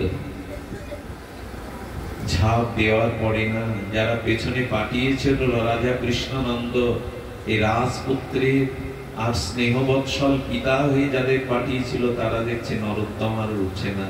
ওগো, গৌর প্রেম যারা পায় তারা কি আর ওঠে গো? তারা তো ডুবেই থাকে, তারা তো আর বাইরে আসতে চায় না। ওই যে পাখিগুলো দেখবেন যখন তাদের ডিমগুলিকে তা দেয়, লাল কালো চোখে যেন তারা ওই ডিমের মধ্যে মন প্রাণ আসক্তি দিয়ে তাপ দেয়, ওখান থেকে আর উড়ে যেতে পারে না। যারা গৌর প্রেম, নিতাই প্রেম, রাধা প্রেম পায়, তারা বাইরে কি আসবে? কিন্তু ঠাকুর মশাইয়ের দ্বারাই তো নিত্যানন্দ, আর আমাদের নিত্যানন্দ আবেশের মূরতি হয়ে তো এসেছিলেন প্রেম বিতরণে, তার অনেক কাজ গো। সেই অভীষ্ট গৌর প্রেম অর্থাৎ মহাপ্রভু নিত্যানন্দ প্রভু অদ্বৈত আচার্য যাবার পর অব্যবহিত পরে শ্যামানন্দ প্রভু, আমাদের ঠাকুর নরোত্তম শ্রীনিবাস আচার্য তো অব্যবহিত গৌর লীলার পরে এরাই হাল ধরেছিলেন গৌরীয় বৈষ্ণবের। এই জন্য ঠাকুর মশার অনেক কাজ। পদ্মা দেবী সাক্ষাৎ প্রকট হয়ে গেলেন, পদ্মার মধ্যে পদ্মা দেবী রূপে প্রকট হয়ে বলছেন, নরোত্তম আর কত বিলম্ব করবে? তোমার জন্য শ্রী গৌর নিত্যানন্দ চোখের জলের প্রেম রাশি রেখে গেছে, এই প্রেম তুমি গ্রহণ করো। পদ্মার প্রেম পেয়ে সেই কালো মানিক যিনি আমাদের ঠাকুর নরোত্তম যেন গৌর বর্ণ হয়ে গৌর প্রেম নিয়ে উঠে এলেন। এই অনুরাগে জগৎকে প্লাবিত করালেন প্রেম ভক্তি চন্দ্রিকার। সমস্ত ব্রজরসের নির্যাসকে, সমস্ত শাস্ত্রের গোস্বামী গ্রন্থের শাস্ত্রের নির্যাসকে তিনি এমনি করে প্রকাশ করলেন। সুধীবৃন্দ, এই অনুরাগ চাই, এই অনুরাগ চাই, কিন্তু অনুরাগ হবে না যতদিন না গৌর দাস্যগণের, গৌর পরিকরগণের দাসানুদাসের চরণাশ্রয় না করা যাবে, এই অনুরাগ জন্মাবে না। অনুরাগ কেমন? অনুরাগ কেমন? মনে পড়ে বড় বাবাজি মহারাজের কথা, বারবার কেন জানি না আপনাদের সামনে আমি ভাষা হারিয়ে ফেলছি। অজ্ঞ বালক নর্দমার কীট বিষয়ে আসক্ত, বিদ্যা নাই, আপনাদের প্রসন্ন দৃষ্টির কৃপায় যদি কিছু বলিয়ে নেন। সুধীবৃন্দ, অনুরাগের ধর্ম কি বলবো। বড় বাবাজি মহারাজ আমাদের বড়জি মহারাজ স্কুলে সেই মহারাজকে সারা জীবন সেবা করেছেন একজন সেবক। এই লীলাটি বারবার আমার চিত্তে কেননা অনুরণন হয়, বারবার চিন্তনে মননে অনুধ্যানে এসে যায়। সারা জীবন সেবা করেছে। গুরু মহারাজের সেবার পরে যখন গুরু মহারাজ বললেন, ওরে এবার তো অপ্রকটে যেতে হয়, তোর কিছু চাওয়ার নেই, কিছু চেয়ে নে। শোন, তোকে গোপনে বলি, আমি তোকে বৈকুণ্ঠগতি দিতে পারি, আমি তোকে সর্বস্ব দিতে পারি, কি চাস বল। সেবক তখন বড় জোরে অশ্রু সজল নয়নে বললেন, প্রভু আপনি দিবেন না, আমার চাওয়া প্রাপ্তিত অভিলষিত বস্তু আপনি দিবেন না। বলে, না রে, সারা জীবন নিষ্কপটে সেবা করেছিস, গৃহ ঘর ছেড়ে আর আকুল প্রাণে নিষ্কপটে চরণ সেবা করেছিস, আশ্রমের সেবা করেছিস, বিগ্রহ সেবা করেছিস, চেয়ে নে, চেয়ে নে, আমি দেব। আচ্ছা আমি তোকে কথা দিলাম দেব। বলে, মস্তকে হাত দিয়ে বলুন। বলে, এখনো তোর বিশ্বাস এলো না, আস্থা এলো না, বলুন না একবার। বলে, হ্যাঁ রে, চা, কি চাই তোর? অপলক নয়নে শ্রীপাদ পদ্মে মাথা রেখে বলছেন, তবে দাও, দাও প্রভু, তুমি যেমন নিতাই বললে তোমার চোখ দিয়ে প্রেমশ্রু গড়িয়ে পড়ে, হাহাকার বুকে আসে, ওইটুকু আমায় দাও। আজ থেকে নিতাই বললে যেন আমার নয়নে প্রেমশ্রু বিগলিত হয়, আমার হৃদয়ে হাহাকার ওঠে, এইটুকু দাও। বাবাজি মহারাজ ওর দিকে ফ্যালকাল করে তাকিয়ে আছেন। দস্যু তস্কর যেমন সারা জীবনের সম্পদ চুরি করে নিলে নিঃস্ব হয়ে তাকিয়ে থাকে, উদাস হয়ে তাকিয়ে আছে। বলে অনেকক্ষণ পরে বললে, আমার সর্বস্ব নিবি তুই? আমার জীবনের এইটুকু ছাড়া তো কিছু নাই। ওই নিতাই বলে একবার চোখের জল, নিতাই বলে প্রেমশ্রু বিগলিত ছাড়া আমার কাছে অন্য সম্পদ নেই। তবে যা, আজ তোকে সর্বস্ব দিয়ে আমি ভিখারি হলাম, আমি কাঙাল হলাম। যা, আজ থেকে নিতাই বললে যেন তোর চোখে প্রেম বিগলিত হয়। এরপরেই যখন নিতাই বলতো তখনই প্রেমাস্ত্র বিগলিত হয়ে যেত। এই প্রার্থনাটাই আমাদের চাই। গৌরাঙ্গ বলিতে হবে পুলক শরীর, হরি হরি বলিতে নয়নে বহেনি। নিতাই চাঁদের এই করুণায় কবে এই শিখতে হবে? তবে আপনাদের এইটুকু বলি, চোখের জল দেখেই অনুমান করা যায় না, চোখের জল দেখেই বলা যাবে না এটা প্রেমাশ্রু। আমাদের রূপ গোস্বামী আচার্যবাদ বললেন, দেখুন অনেকের মানুষের পথ পিচ্ছল পথে যেমন পড়ে যায়, কোন মানুষের হৃদয়ে করুণা থাকার কারণে চোখে জল আসতে পারে, কিন্তু চোখের জলটাই যে প্রেমের পরিচয় সবসময় এটা নয়। সুধীজন, প্রেমের চোখের জল বা হৃদয় পুলকিত হওয়া এটি প্রেমের শুধু লক্ষণ নাই। প্রেমের আগের যে লক্ষণগুলো, সেই লক্ষণগুলো যদি না থাকে তবে জানতে হবে এই চোখের জল প্রেম নয়। তার আগের লক্ষণগুলো বলেছেন, খান্তি, অবক্ত কালোত্থান, বিরক্তি, মান ও শূন্যতা, নাম গানে সদা রুচি, আসক্তিস্থ গুণখানে বসতিস্থ তলব, বসতি স্থল, আর ইত্যাদ্দুয়া ভবন্ত্রুপ করে জনে। রূপ গোস্বামী পদ রসাচার্য তিনি বলেছেন, চোখের জল আর হৃদয়ের উত্তাল আবেগ এটি শুধু প্রেম নাই, তার আগের লক্ষণগুলো মিলিয়ে নাও। আগের লক্ষণগুলো হলো এই খান্তি। এই খান্তি হলো, যারা ভজন পথে আমরা এসেছি, নিতাই চৈতন্যের চরণাশ্রয় করেছি, তাদের জীবনে বাধা আসতে পারে, পরীক্ষা আসতে পারে, প্রতিকূল অবস্থা আসতে পারে, দুঃখ কষ্ট জরা ব্যাধি আসতে পারে, কিন্তু তত্ত্বেন অনুকম্পং সুসমীক্ষ মান ভঞ্জন এবার্ত প্রীতম বিপকম। ব্রহ্মার এই প্রার্থনার মতো যারা ভক্ত হয়, তারা সকল বিপদকে, প্রতিকূল অবস্থাকে তার করুণা বলে ধৈর্য ধরে মেনে নিতে শেখে। এই হলো ভক্তি, প্রেমের ভাবের প্রথম লক্ষণ। না, যত প্রতিকূল অবস্থায় আসুক তার কৃপা মনে করে গ্রহণ করা, তার কৃপা করুণা। আমার জন্য এটাই তোমার প্রসাদ, আমার জন্য এটাই তোমার করুণা। এই জন্য গৌর পরিকর্মের মধ্যে দেখা যায় কত লাঞ্ছনা, কত তাদের অভাব অনটন, কত কষ্ট দুঃখ কলঙ্ক তারা সয়েছে, কিন্তু সবই গৌর কৃপা মনে করে তারা বুক পেতে সেটা নিয়েছে। এটি প্রথম লক্ষণ। এই জগতে হতেই পারে। আমার বারবার মনে পড়ে, রঘুপতি রামচন্দ্র মর্যাদা পুরুষোত্তমের পিতা দশরথের ইচ্ছা পূর্ণ হলো না, তা আপনার আমার ইচ্ছা পূর্ণ হবে? রঘুপতি রামচন্দ্র কি রাজ্যাভিষেকের দিনে বনবাসে যেতে হলো, তো ভগবানের পিতার ইচ্ছা যদি পূর্ণ না হয় তো আপনার আমার ইচ্ছা কি পূর্ণ হবে? 15টা দিন তার মুখাগ্নি করার কেউ ছিল না, 4 পুত্র 15 দিন পড়ে থাকলো। এ যদি ভগবানের পিতার এই দশা হয়, আপনার আমার হবে একই কথা। এই জন্য ব্রহ্মা বলছেন, ভুঞ্জান এবর্ত কৃতাম বিপকম, যে বিপক আসছে, বিপদ আসছে, প্রতিকূল আসছে, সবই তোমার করুণা মনে করে যেন হৃদয়ে পেতে নিতে পারি। আচ্ছা, আমাদের যে না পাওয়া গুলো, শূন্য স্থানগুলো কেন আসে? গোবিন্দ কেন আমাদের মনোবাসনা পূর্ণ করেন না? বলে, যে স্থানটা আমি শূন্য করে দিলাম তোমার, কেন জানো? ওই শূন্য স্থানে তুমি আমাকে বসাবে বলে। এই জগতে যে শূন্য স্থানটা তোমার জন্য তৈরি হয়েছে, ওখানে আমাকে বসাও, আমিও এই স্থানে বসবো বলেই তো শূন্য স্থানটা তৈরি করেছি।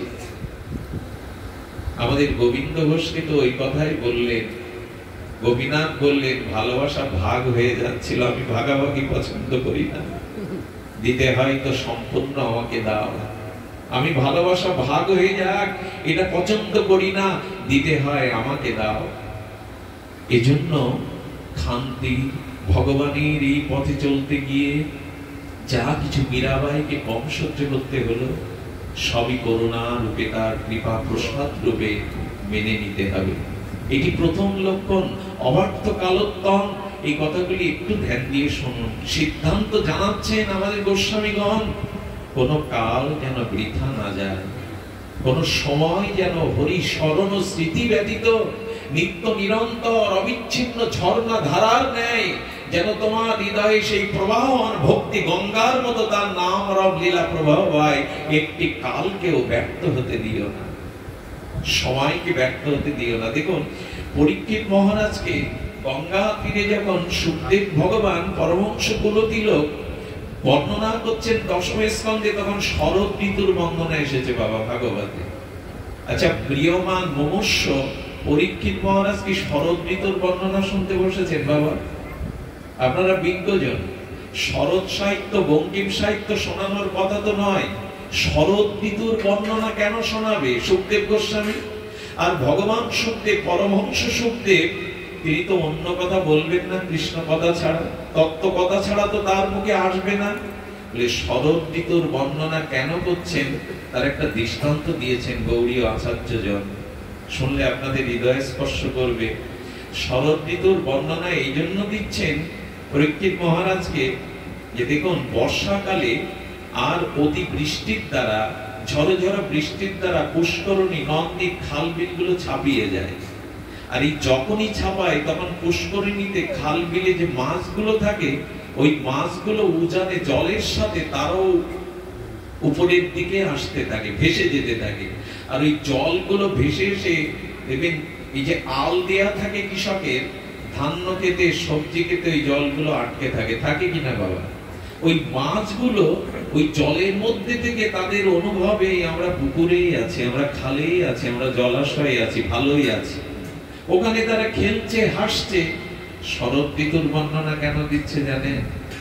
দিচ্ছে এই জন্য, যেই শরৎ এলো সেই সূর্য করতাপে ধীরে ধীরে জল বাষ্পাকারে শুকাতে লাগলো। যত জল শুকায় মাছ কিন্তু ভাবে আমি জলেই আছি, সুখেই আছি, আমি আমার আধারে আশ্রয় আছি, কিন্তু মাছ এটা জানছে না তিল তিল করে প্রতিক্ষণে জল শুকিয়ে যাচ্ছে। আমরাও বুঝতে পারছি না, আমাদের আয়ু দিন দিন শুকিয়ে যাচ্ছে, দিন দিন আয়ু ফুরিয়ে যাচ্ছে, আমরাও উপলব্ধি করতে পারছি না। একদিন এই শরতের তাপ ও কর্ষণে জল শুকিয়ে গেলে মৎস্যটা ওখানেই ধরা পড়ে মরে পড়ে থাকে। গোস্বামী যেন বলছেন, আমাদেরও আয়ু সূর্য কিন্তু এমনি করে ধীরে ধীরে চুষে নিচ্ছে। আমরা ভাবছি ভালোই আছি, আমরা ভাবছি এখানে ভালোই আছি, আমি তো জলাশয়ে আছি, সুখে আছি। মহারাজ না, চলে যাচ্ছে। দেখুন, সূর্য পূর্ব দিগন্তে উদিত হয়ে পশ্চিমে অস্ত যায়। সাধারণ আমার মতো মাদিসজীবের কাছে এটা নিত্য নৈমিত্তিক সাধারণ ঘটনা, কিন্তু আমাদের দক্ষিণেশ্বরের পাগলা ঠাকুর পরমহংস সূর্য যখন অস্ত যেত না, তখন ওই সুরধনী গঙ্গার তীরে, ভাগীরথী গঙ্গার তীরে রামকৃষ্ণদেব তার মস্তকটা আর মাটিতে মেঝেতে ঘষতেন, কাতরাতেন, কাঁদতেন। ওইখানে সাঁওতাল উপজাতিদের বাস ছিল। তারা বলতো স্বামীজিদের দেখে, তোমাদের ঠাকুরকে মির্গির রোগ, প্রতিদিন গোধূলি বেলায়, সন্ধ্যা বেলায় এবং ছটফট করে কেন, মুখ ঘষে কেন? ঠাকুরের যে কি রোগ তারা ওরা কি বুঝবে গো? ঠাকুর কি বলতো জানেন? হে ভাস্বর, হে সূর্য, তুমি উদয় হতে অস্তে চললে, আজকের দিন তো আয়ু থেকে চলে গেল, ওই মা তো দর্শন দিল না, মাকে তো পেলাম না। এই জন্য যারা তত্ত্ব অনুরাগী, যারা গুরু প্রাপ্ত, যাদের বিবেক এবং বিচার জেগেছে, তারা অবার্থ কালোত্তম একটি মুহূর্ত তারা বৃথা ব্যয় করতে চায় না। সময় কিন্তু দেবে না। আচ্ছা, এই সময় কিন্তু পাওয়া যাবে না, কিন্তু ভাগবত একটা অপূর্ব সংবাদ দিয়েছেন। কেউ যদি গোবিন্দ ভজনের জন্য গোবিন্দ চরণে শেষ সময় আকুতি জানায়, একটু সময় দাও, অজামিলের মতো কিছু সময় দিতে পারে। আচ্ছা, দুধগণ, যমদূতগণ তো অজামিলকে বেঁধেই ছিল নিয়ে যাওয়ার জন্য। নারায়ণ শব্দে বিষ্ণুদূতের মহিমা থেকে অজামিল ভাবলো জীবনে সব সময় ব্যয় করেছি, এই নারায়ণ একটু যদি সময় দিতে তোমাকে ভজবার, তখনই সে সময় পেয়েছিল। আর সময়টা কাজে লাগিয়েছিল কাশী মুক্তি তীর্থে গিয়ে ভগবানকে ভজন করে এমনকি ভাস্বর দেহ প্রাপ্ত হয়েছিল। আমি অনুরোধ করব, শরতের বর্ষণে কিন্তু জল শোকাচ্ছে, আমরা ভালো নেই, এক একটি ক্ষণ এক একটি পল আমাদের এমনি করে কেটে যাচ্ছে। এই জন্য অবার্থ কালোত্তান, কোনো কালকেই যেন আমরা অবহেলা না করি। মৃত্যু কখন কিভাবে আসবে আমাদের জানা নাই, তাই প্রতিটি সময়কে যেন আমরা ব্যর্থ হতে না দেই। গোস্বামীগণ বলছেন 56 দণ্ড ভজন করে তারা এই ত্যাগ বৈরাগ্য তিতিক্ষার ভজন দেখিয়ে গেলেন। কিন্তু আমাদের দুর্দশা দেখুন, মেতে আছি আমরা। এই জন্য মহাপ্রভু পরবেশিনী নারীর ব্যাঘ্রা বিগির কর্মশ এই দৃষ্টান্ত দিয়েছেন। রূপ সনাতনকে পত্র লিখে বলেছিলেন যে কুলোটা রমণী যেমন স্বামী সংসারে থেকেও ব্যগ্রতার সহিত সমস্ত কর্ম করেও উপপতির চিন্তা করে, তেমনি সংসারে থেকে তুমি মনটাকে ভগবানের চরণে দিয়ে দাও। হাতে কর্ম করো কিন্তু মনটা ভগবানের চরণে দিয়ে দাও। নিত্য নিরন্তর তার স্মরণ করো। অব্যর্থ কালোত্তম, কোন কাল যেন বৃথা ব্যয় না হয়। আর হরিনাম গানে রুচি আনো, নামে যেন রুচি আসে। আরে গৌর লীলাতে, প্রেমের লীলাতে, এই করুণার লীলাতে ঝাড়িখণ্ডের পথে বনের বাঘ্যকেও তিনি প্রেম দিলেন। পাষাণ পাথর বিগলিত হয়ে গেল যার চরণে, শুধু আমার হৃদয় গলল না। এই জন্য তো গ্রন্থকার আমার রাধা কৃষ্ণ মিলিত তনু, এই প্রেম পরতত্ত্ব অকারণ করুণা বরুণালয়, সেই গৌরকে চাইছেন যে তোমার পদস্পর্শে পাথর বিগলিত হলো, হিংস্র সবাদ সংকল ব্যাঘ্র কৃষ্ণ বলে নৃত্য করলো, হরির ব্যাঘ্র একসাথে চুম্বন করে জানালো তোমার নামের মহিমার শক্তি। সেই নামে আমার হৃদয় গলল না, সেই নামে আমার রুচি হলো না।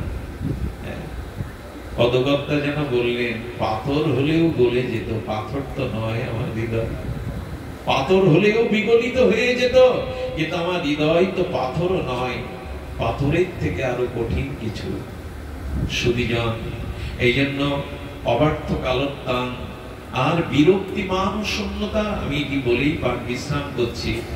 আমাদের উচিত হলো অন্তত একটু বিরক্তি আনা। আপনারা জানেন এই প্রসঙ্গে আপনারা বহুবার শ্রবণ করেছেন, আসলে ভোগ বস্তুটা আমাদের অন্য জন্মে হয়ে গেছে, ভোগজনিত হয়ে গেছে। মনুষ্য জন্ম ভোগের জন্ম নয়।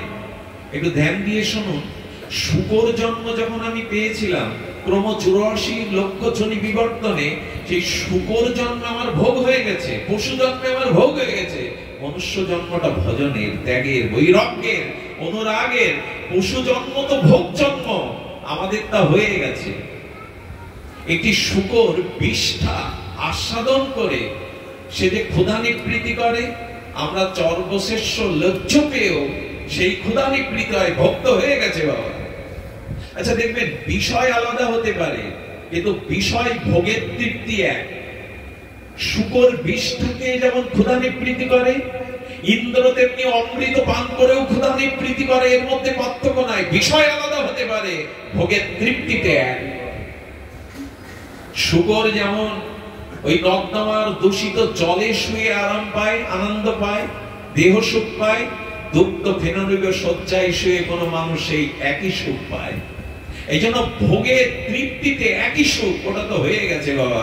মনুষ্য জন্ম তো বিবেকের, মনুষ্য জন্ম তো ভজনের। এটি হারালে আর পাবো না। এটি যদি একবার হারিয়ে বসি আর পাবো না। এক বুনো শুকর এক আচার্যের চরণে বনে এসে এসে কাঁদছে, গো গো করছে। শুকরটির মাথায় হাত দেখে বলে, বলে সুযোগ পেয়েছিলি কাজে লাগাসনি। ভক্ত হয়ে ভজন করছিলি কিন্তু পরস্ত্রী আসক্তিতে কামের চিন্তা নিয়ে মরায় শুকর হয়েছিস, আজ কেঁদে কি হবে? এই সতর্কতা যদি সেদিন আসতো, আজ তোর স্খলিত হতো না, ভোগজনিত হতো না। এই জন্য ভক্ত হয়ে গেছে, আর কেন, আর কেন? ভোগে তো তৃপ্তি নাই, ভোগ হয়ে গেছে, এটা ভজনের জন্ম পেয়েছে। আর এই ভারতবর্ষের পূর্ণ ভূমির মাটিতে মনুষ্য দেহ পাওয়ার জন্য দেবতারাও তপস্যা করছে, ভগবানের কাছে আকুতি জন্মাচ্ছে। আর সেই ভারত ভূখণ্ডে জন্মে আমার গৌররা ঘোর হলো না, গৌর মণ্ডলে জন্মে নিতাই চাঁদ বলে কাঁদতে শিখলাম না, গৌর চরণে আকুতি হলো না, আমার হবে কি? বঞ্চিত হস্মি, বঞ্চিত হস্মি, বঞ্চিত হস্মি, আমার বঞ্চনায় রয়ে গেল, আমি বঞ্চিতই রইলাম, আমার গৌর প্রেম হলো না। এই জন্য কোন কাল যেন ব্যর্থ না যায়, বিরক্তি একটু আসুক, সংসার আসক্তিতে বিরক্তি না এলে পথে আসা যাবে না। আমাদের দশা শ্যামসুন্দর পণ্ডিত বাবাজি প্রাতঃস্মরণীয় বলেছেন, বৃদ্ধ বয়সে আর পুত্র কন্যা কুকথা কুবাক্য বান খেয়ে বৃন্দাবনে গিয়ে বলি, গুরুদেব সব ছেড়ে দিয়ে এলাম, সংসার ছেড়ে দিয়ে এলাম। গুরুদেব বললেন, সব দিয়ে এসেছো, ছেড়ে দিয়ে আসনি।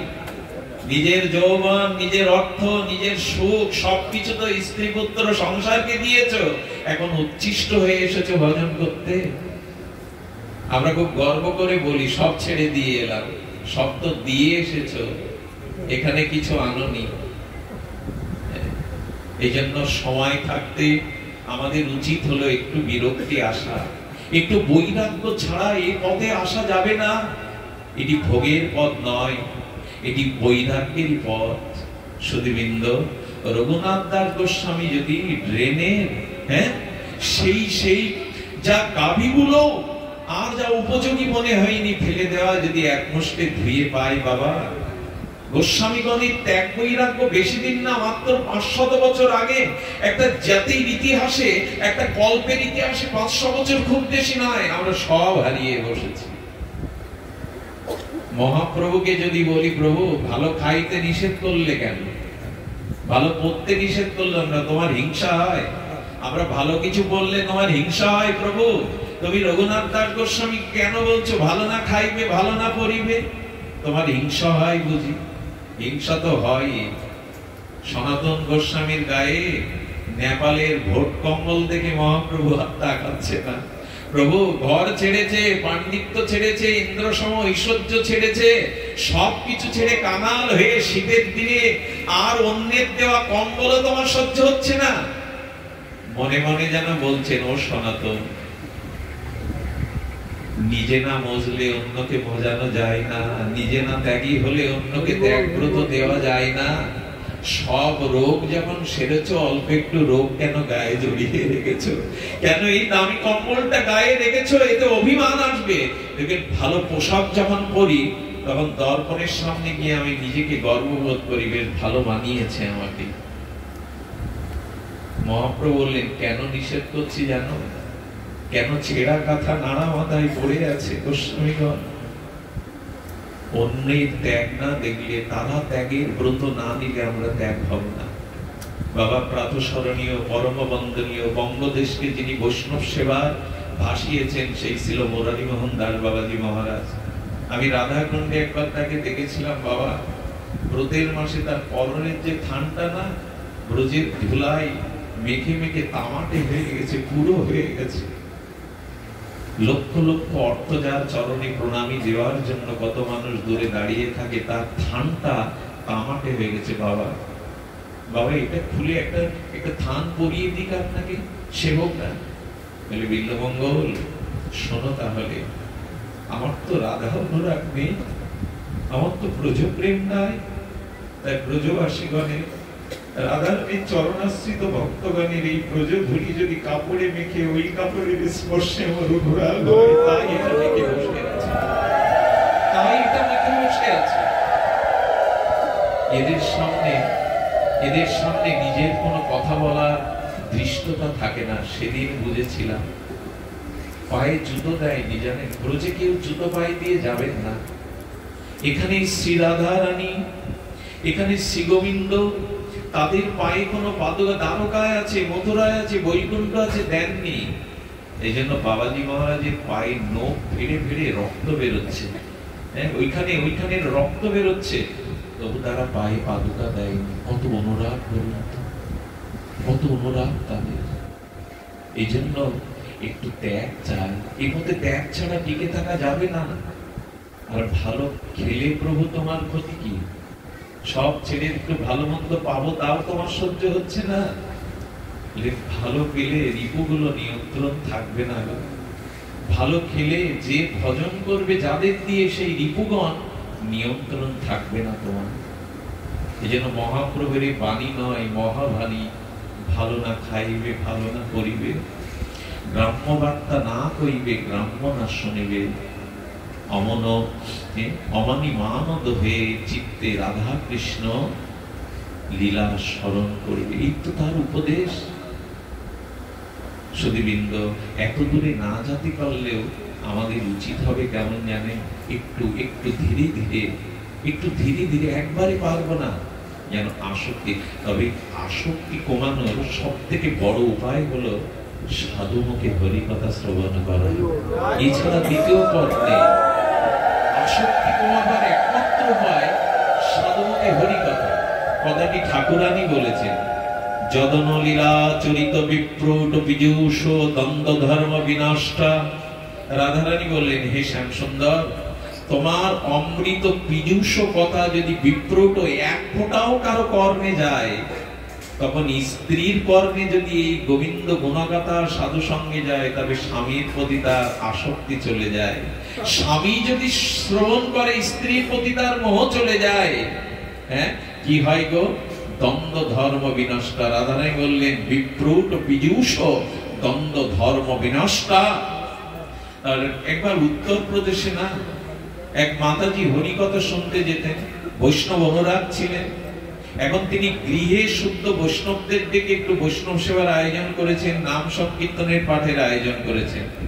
সেই ভগবত বিমুখ স্বামী গৃহে এসে এই দৃশ্য দেখে তিনি ক্রোধান্বিত হয়ে সাধুদের বিতাড়িত করেছিলেন, চলে যান, আমার ঘরে আপনারা কেন?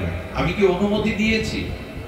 তীরের মতো ব্যথার তীরে এই মাটি কেঁদেছিল আর ঘরে প্রতিজ্ঞা করেছিল, এই আমি ঘুমটা দিলাম, এই মুখ আর তোমাকে আমি কোনোদিন দেখাবো না। বড় ব্যথা পেয়েছিলেন। সাধুগণকে গৃহ থেকে বিতাড়িত করায় এত ব্যথা পেয়েছিলেন, ওই মুখটা আর কখনো দেখাবে না। কিন্তু অগ্নি সাক্ষী, ব্রাহ্ম সাক্ষী করে ঘরে বরমাল্য দিয়েছি, তোমার সেবা দূর থেকে করবো, কিন্তু এই মুখ আর তোমাকে দেখাবো না। 6 মাস পরে কি ঘটলো জানেন? ওই স্বামী ধীরে চিন্তা করলো, স্ত্রী ছিল গুণবতী, সতীসাধ্বী, এই জন্য স্বাভাবিক আকর্ষণ ছিল তার প্রতি। একসময় চিন্তা করলো, আমি বড় ভুল করেছি। আচ্ছা, এই ভুল সংশোধনের জন্য চাই না একবার সাধু সঙ্গে হরিকথা দেবনে কি আলোচনা হয়? এত আসক্তি কেন? উনি একদিন বসেছেন, 2 দিন বসেছেন, ধীরে ধীরে হরিকথা তার চিত্তকে স্পর্শ করেছে। একদিন গ্রামেই হরিকথা হচ্ছে, ওই মাটি ঘোমটা দিয়ে হরিকথা শুনতে শুনতে দেখছে কে যেন ক্রন্দন করছে। সেই ক্রন্দনের সুরটা তার খুব চেনা। একজন দেখছে হরি বলে ধুলায় গড়াগড়ি দিয়ে হা গোবিন্দ হা গৌর বলে কাঁদছে। ঘোমটাটা পড়ে গিয়ে দেখে আর কেহ না, তার সেই পতি দেবতাই ধুলায় গড়াগড়ি দিয়ে হা গৌর বলে কাঁদছে। আরে এই দৃশ্য দেখে উনি ঘরে গিয়ে ঘোমটা খুলেই স্বামীর দিকে তাকিয়েছে। স্বামী কি বললো জানো?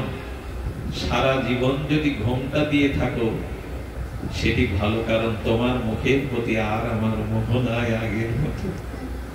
এই হয়, এটি হয়। হরিকথাতে দ্বন্দ্ব ধর্ম বিনষ্ট হয়ে যায়। রাধারানী বললেন, ভিক্ষু চরজান, তোমার গুণগাথা যে শোনে শ্যাম সুন্দর, তারা কাঁধে এক ঝোলা নিয়ে ভিখারি হয়ে যায়, ধুলা কুড়িয়ে বেড়ায়, চরণের ধুলা গুলো কুড়িয়ে বেড়ায়, তারা ভিখারি হয়ে যায়, ইহ বিহঙ্গা, তারা পাখি হয়ে যায়। যারা তোমার কথা এক ফোঁটা এক বিন্দু হৃদয়ে গেছে না, তাদের পাখনা ওঠে। বলে কোথায় যায়? বলে বিহঙ্গ হয় বটে, রাজহংস না পরমহংস হয়ে যেখানে হরিকথা, যেখানে নবদ্বীপ, যেখানে বৃন্দাবন, তারা উড়ে উড়ে চলে যায়, তারা আর ঘরে থাকে না। আপনাদের দেখেও তাই মনে হয় আপনারা যেন বিহঙ্গ হয়ে গেছে। কত দূর থেকে উড়ে উড়ে এই হরিকথার এই নিকেতনে এসেছেন, এই শ্রীমন্দিরে এসেছেন, তাই অনুরোধ করব সাধু মুখে হরিকথা শ্রবণ কীর্তনের মাধ্যমে আমাদের চিত্তে দ্বন্দ্ব ধর্ম বিনষ্ট হবে, আমাদের চিত্তে অনুরাগের সৃষ্টি হবে। এছাড়া দ্বিতীয় কোনো পথ আমাদের খোলা নেই। এই জন্য আমাদের উচিত হবে শ্রী গৌর চরণে, এখানে বারবার বলেছেন, দেখুন, ন যোগ ন ধ্যানাং ন চ তপ ত্যাগস্তিনা ন বেদা ন আচার ন কন বদ নিষুদ্ধ দুরাপিত আশ্চর্য পমাত্থং মৌলি পরহীয় মুদা লুণ্ঠন্তিত জনা হবে না। যোগ ধ্যান জপ তপ ত্যাগ নিয়ম বেদজ্ঞান সদাচার সবকিছুই নাই হাই, কিন্তু এমন যার পাপাদি কর্ম, যার নিবৃত্তি নাই, সেও যদি করোনার মধ্যে শ্রীকৃষ্ণ চৈতন্য বলে একবার বাহু তোলে, সত্য শিরোমণি পরমানন্দ তিনি তাকে দান করেন। যার বেদাচার নাই, যার আচার নাই, যার ত্যাগ নাই, যার তপস্যা নাই, যার সদাচার নাই, এমন পাপাবিষ্ট জীবও যদি করুণার অবতারে হা নিতাই হা গৌর বলে দুবাহু উত্তোলন করে, প্রেম প্রসত্ত শিরোমণি পরম প্রেমদাতা নিতাই তাকে করুণা করে। আরে নিতাই চাঁদ তো তার ললাটে রুধির ঝরিয়ে, আচ্ছা নিতাই চাঁদের রক্ত ঝরানো লাগে জগাই মাদাই উদ্ধারে? যার ইঙ্গিতে, যার চোখের কটাক্ষে অনন্ত ব্রহ্মাণ্ড করে যেতে পারে, সেই নিতাই চাঁদ কেন কপাল থেকে রুধির ঝরাবেন? একমাত্র কারণ, ওগো আগামী দিনের জগাই মাদাই যদি পতিত কেউ হয়ে থাকো, ভয় নাই, আমি নিতাই আমার রুধির ছড়িয়ে আমি তোমাদের কৃপা করবার জন্য সামনে দাঁড়িয়েছি। এসো তোমরা পাপী হও, স্খলিত হও, পতিত হও, আমি আমার ললাটের রক্ত দিয়ে তোমাদের শোধন করে গৌর চরণে সঁপে দেব। এসো আমার চরণে এসো। সেই নিতাই, সেই গৌরের করুণা সিক্ত হয়ে এই ভারত ভূখণ্ডে গৌর মণ্ডলে আমাদের জন্ম দিয়েছেন গৌর হরি বিধাতা। আমরা যেন বঞ্চিত না হই। আপনাদের কল্যাণ হোক, আপনাদের মঙ্গল হোক। এই শ্রী আশ্রমের বাবাজি মহারাজকে যত দেখি অভিভূত হয়ে যায়, তার অন্তর মানা, তার দন্য নিষ্ঠা দেখে আশীর্বাদ করবেন। এই আশ্রম থেকে যেন আমাদের নিতাই গৌরের প্রেম ভক্তি প্রচার হয়। এই আশ্রম থেকে যেন অগণিত তাপিত পীড়িত জীব শীতল গৌর প্রেম নাম প্রেম পেয়ে তারা ধন্য হয়। আর বঙ্গদেশ থেকে আমি আপনাদের চরণে একটি প্রার্থনা জানাবো। বলতে পারেন আঁচল পেতে ভিক্ষাও চাইবো। আমার দেশে সাধু সন্ত স্বজাতীয় হিন্দুদের জন্য একটু প্রার্থনা করবেন, তারা যেন শান্ত থাকে, তারা যেন গৌর কৃপায় সিক্ত থাকে। আজ বড় বাধা, আজ বড় অন্তরায়, আজ বড় অন্তরায়ের মধ্যে আপনাদের চরণে একান্ত প্রার্থনা, আপনারা দিলে দিতে পারেন। আপনাদের আশীর্বাদ ব্যর্থ নয়, যেন সাধুগণ, স্বজাতিগণ, সনাতনী হিন্দুগণ অন্তত ভগবানের নাম নিয়ে তারা ভালো থাকতে পারে। আবার যেন আপনাদের চরণ দর্শন হয়, আবার যেন আপনাদের বদন দর্শন হয়, আবার যেন এমনি করে আপনাদের মতো গৌর গুণগান হৃদয় ভরা ভক্তের চরণ প্রান্তে বসে দুটো গৌর কথা বলার সৌভাগ্য প্রাপ্ত হয়। এই প্রার্থনা আপনাদের চরণে নিবেদন।